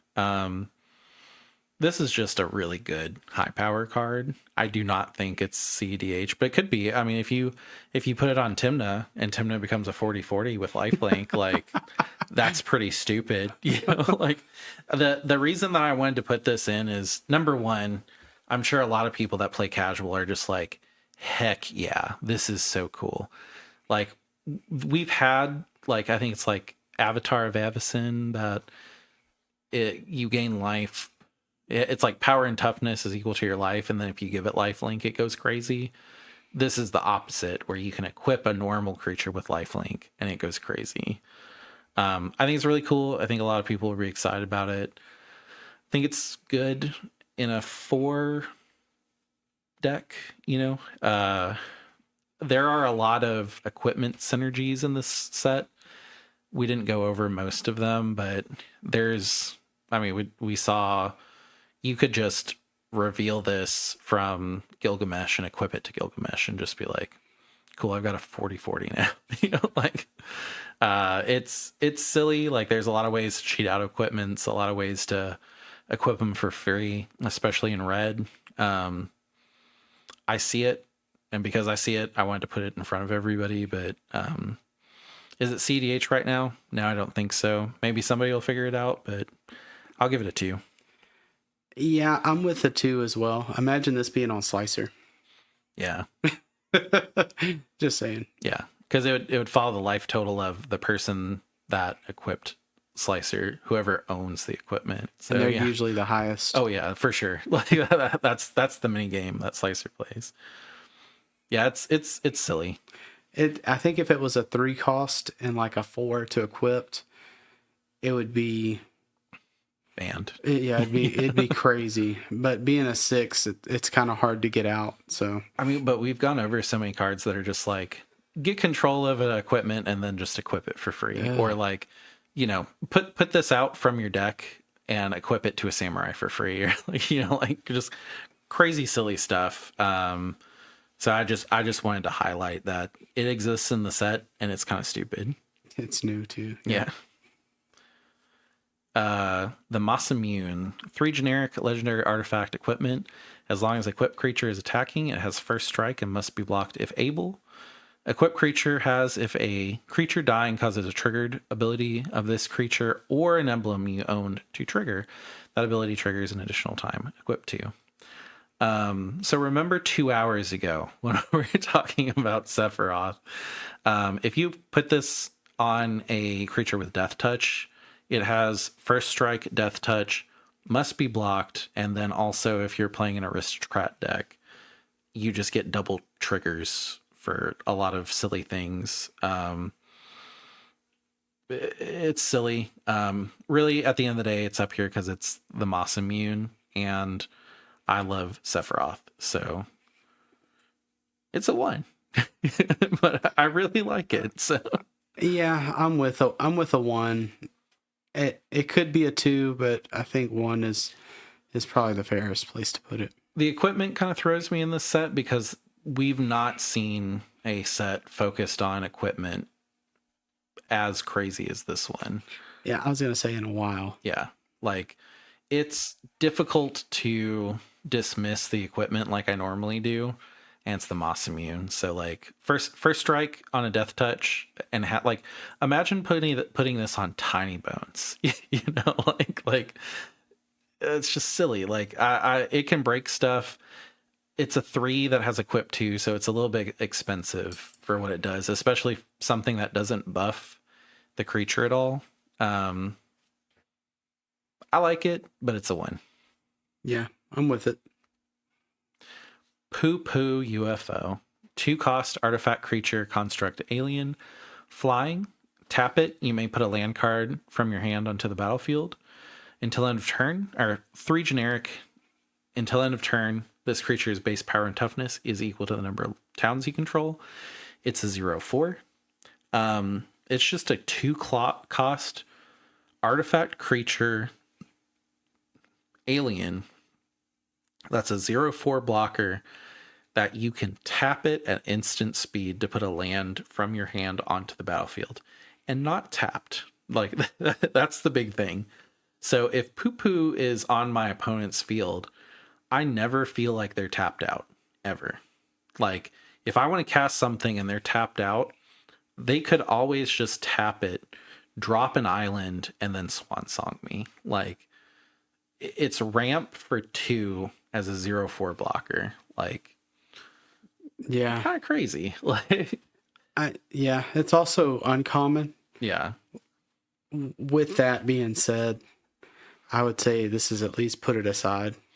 Like, imagine pooping out a Gaia's Cradle. Yeah, I was thinking that when you were saying. Like, I mean, thank God Gaia's Cradle taps for green and it's not tap for blue. yeah. Because, like, can you imagine instant speed dropping down, tapping for 5 blue? And it's crazy. It's just crazy that it's a 2/0/4 flying blocker, too. Like, I don't, it's not CDH.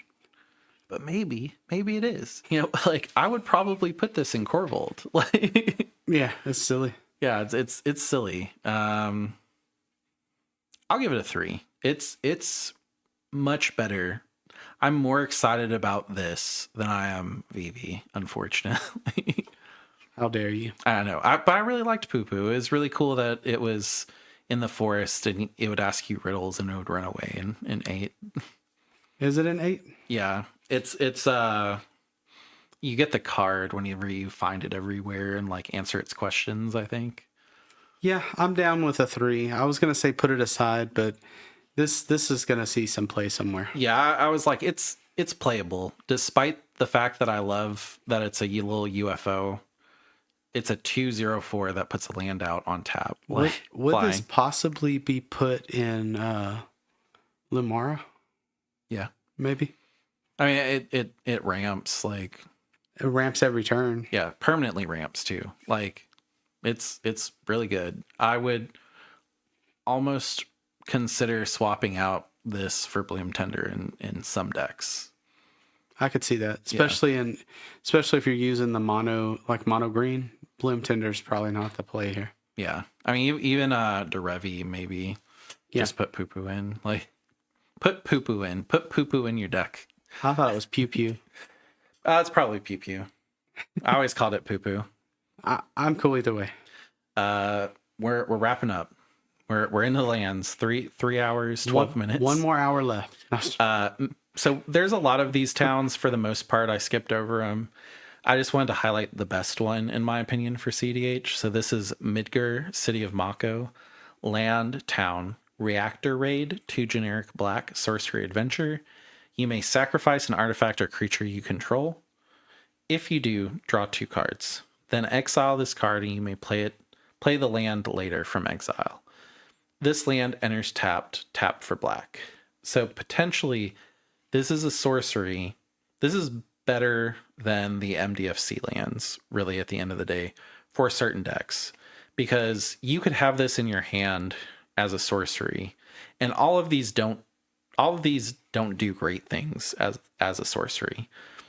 Like, this is the best one, sacrificing artifact or creature and drawing 2 cards. And it's not as an additional cost. It's as it's resolving. When you sacrifice, you're for sure getting those 2 cards. And then after, if you don't get a land from those 2 cards, you can just be like, man, and then play this tapped, and you have a mana on your next turn. You should be building your deck better than that, honestly, at the end of the day. But I thought it was a cool option. I would put them aside. I mean, there's a lot of town synergy in this set. Yeah. It's not really CEDH useful. So gates literally win you the game, and no one plays them, even in Lumara. Yeah, I mean, yeah. Yeah. So, like, it sucks that, like, these sets introduce Like, hey, here's towns. We're never going to come back to these ever. We're never going to make any more. Like, it's one of those things where it's like, it's not good enough. If it never gets touched on again, it's not good enough. Like, I would say battles are probably the only thing that we still see something of. Yeah. And like, that was a huge deal. And then they were like, all right, bye. Like, I think that it's neat, but it's just a 1. it's a 1. Yeah. I do think having Midgar, City of Mako, is really cool though. Yeah, and I will say if the like sorceries that they put on here, the adventures were better, they'd be a lot more playable. Like if this was something that I was like, it's a very playable sorcery, that at some point when I miss a land drop, I can just put a land in tapped, I'd be all for it. Like I'd be pretty hyped because it'd make your deck a lot more consistent. They made sure every adventure on the towns were junk. Like 3 to sacrifice an artifact or creature and draw 2 is the best one by far.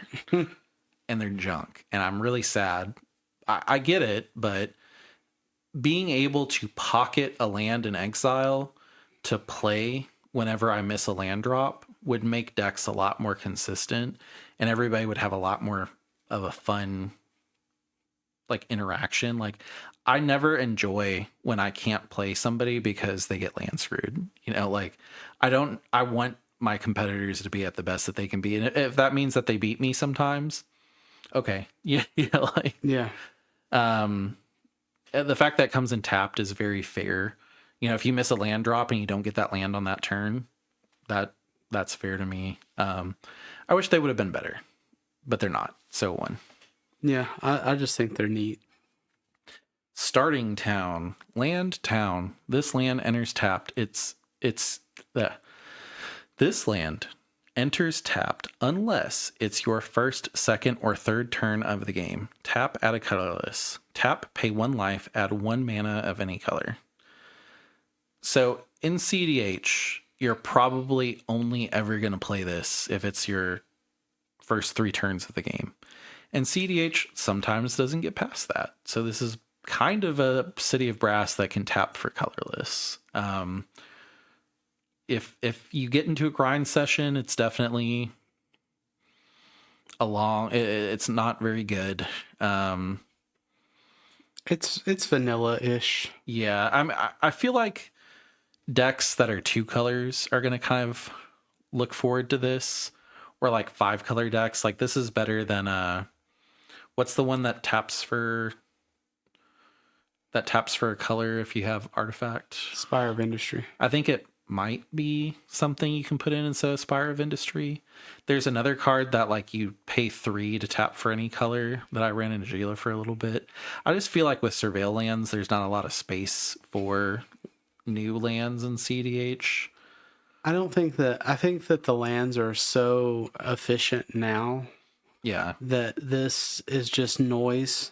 Yeah. However, it's City of Brass noise though. It's at least might see some play. Yeah. And if you're not going to use it, put it up because I don't think by any means this is going to be a $15 land. Yeah. But then again, I mean, maybe it's playable, and like hopefully it's a budget land for people that don't want to spend like 20 on City of Brass. So I mean, the problem though is this set is not going to be reprinted right away, if at all. Yeah. So it could be a $20 land at some point. And that sucks. I mean, with Minstrel Wandering Bard, it never comes in tapped, and it's a town, so you always have that backup plan of if I get Infinite Wooburg, I can just buff my creatures to hell and back, which normally you're doing in lands come in untapped. The thing is, like, for me, I think this would be a higher dollar. It would be worth more if it wasn't starting town. If it was Midgar, or if the name was different, I feel like it would be. I mean, this could have been an Eldraine, and it looks like it could have been an Eldraine. That's the issue I see with it. It doesn't really hold any Final Fantasy look. Mm-hmm. Not even on the card. You don't really see any big So indicators. yeah, it's from Final Fantasy 1, and really the only thing that makes it Final Fantasy is the flavor text of when darkness veils the world, 4 warriors of light shall come. That's it. You know, like, And I mean, again, if it had, what was the school in 8? If that was it, oh, Balam Garden. if it was Ballum Garden, if it So was, they made that into a vehicle because it takes off and flies. Yeah. But my point is, if it was a specific key point to one of the heavier hitter games, you would see this be worth more. But just being a vanilla land that's like City of Brass, Yeah. it depends on how rare it is and what happens with the set. Yeah, I think we've gotten to a point, especially with the surveil lands, that everybody's pretty much good on their current lands, and starting town, if I pulled it, I wouldn't even try to fit it anywhere. I'd just be like, cool, and then it'd go in a box. So, Yeah, set it aside. yeah, it's a 2. I'm with you. Oh, we did it. We're done. We're done. Bahamut. So Bahamut. Yeah. No, So we're gonna start over. Nope, that is the review. 3.5 hours almost. I feel like I definitely feel like we've been here for 3.5 hours. my butt hurts. My butt hurts. My voice is cracking. I still really excited about Final Fantasy, even after talking about it for 3.5 hours. I do want to go though, so I'm going to end the podcast. Well, be excited. If you get any really cool stuff, post it in the comments. If something we missed that's, clearly a heavy hitter, let us know. I think the Commander review is going to be after I do the Iron Man pre-release, where I go and I start pre-release at 7 and I don't stop until 2 p.m. Saturday. It's 4 pre-releases back to back to back to back. I really want to do it too. I have to see my schedule. Yeah. It's really cool. I'm hoping it's a blast. It's the only one I've considered doing this for, so I'm excited. Maybe if we do it, we'll do a podcast about it later on. Maybe we'll just touch on it in the Commander set, or maybe we get the Commander set done before then. And yeah, if you have stayed the entire time, it's 3.5 hours that we've spent together. So we're family now. You've been adopted. Please subscribe. Cousin Please, twice removed. yeah, please like and comment. Please just do all the things that tells the algorithm that we're doing a good job. It really helps. Not much effort on your part. I mean, just listening to the 3.5 hour podcast is highly, highly appreciated, but those little extra polishes go a long, long way. So really appreciate it. Really appreciate you. Really like Final Fantasy, and we will see you on the other side. See you guys. Bye.